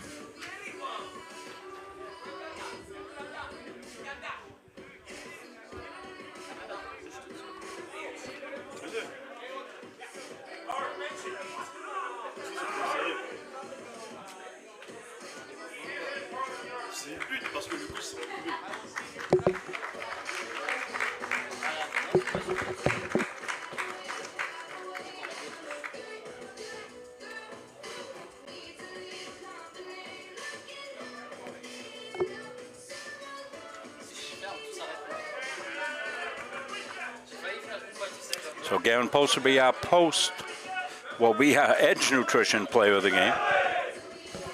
And we're going to... As Caleb going to get our second Edge Nutrition player of the game, it will be Guerin Post. Caleb getting set for the post-game interview here. We'll pick him up. And let's go downstairs to Caleb Lamb. Thank you very much. Down here, field level, and if you're going to have a Senior Day celebration, you might as well walk it off with a doubleheader sweeping game-ending home run. Guerin, very well done. First and foremost, just wanted to ask, how nice of a feeling is that to get 3 conference wins in 2 days, get you guys back on track here to battle for the top of the conference standings? Oh, well, it felt good. It looks like all of our guys are getting back into the swing of things after being down. And it's good that we won the 3 games going into the playoffs, and next game's coming up soon. Now, I do want to hear you guys' thoughts on how good the senior introductions were, but more importantly than that, how does it feel having this group of 10 graduating players? You guys have had quite a few big games over the years, and I know when you get to this part of the season, it can start to get a little bit sentimental, but it's more about just trying to keep the season going as long as you can at this point. Yeah, it does. Sorry about this. I don't know what's happening, but. You're getting the classic college baseball ESPN post-game interview treatment right now. Well, it's good that we have all our seniors playing well right now too, and like I said before, it's nice going into it. Like all our seniors playing well soon. Getting to play with them the last few years, it's been nice. Good to go out just like that. Absolutely. Thank you very much, Guerin. We'll be keeping an eye on you guys the rest of the way. Thank you. And we're going to change over to the other side. Oh my goodness! Protect the microphone. That's a veteran savvy move right there from Ryan Palmer to know to avoid it. But come on over here, Coach. We wanted to get a chance to talk with you as well. The other day, racking up win number 100 in 4.5 short seasons here in your time in charge of the CM program. And I know we've talked about at times this year, you've kind of been pulling your hair out a little bit, knowing that the talent was there and just trying to get these guys playing good baseball. And I think today we saw what your team can do at its best. Yeah, it really started last night in the late innings. extra inning win, and I put up my 7th spot in the 11th inning and got that win. And I kind of told the guys after, it's get that win, and then they got to come up here tomorrow morning and we take care of business, and we did. And these guys make it easy. It's 100 wins, but it's all the kids and the coaching staff. The entire staff does a great job of recruiting, and the kids come ready to play every day, and it's been a lot of fun. And just had the privilege of coaching a lot of great kids over the last 4.5 years, so it's been fun. Well, congratulations on a nice sweep here, and now 3 straight in the conference play. We'll send it back upstairs, let you guys wrap it up. All right, thank you, Caleb. As the Mustangs improve to 21-12, 8-4 in the YSCC. The NHTI Lynx dropped to 9-13, 2-7 in the YSCC. For the Mustangs, they'll be on the road, hitting the buses. Starting Tuesday, they'll go down to Old Orchard Beach to play the York County Community College Hawks in a 9-inning game. That's scheduled for around 4 o'clock. Then they'll head to Southern Maine Community College on Thursday for a 9-inning affair.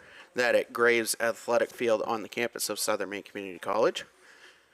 And they'll wrap up their regular season at Great Bay Community College. That game scheduled for Leary Field in Portsmouth, New Hampshire, a night tilt, 7 o'clock, Friday, April 25th.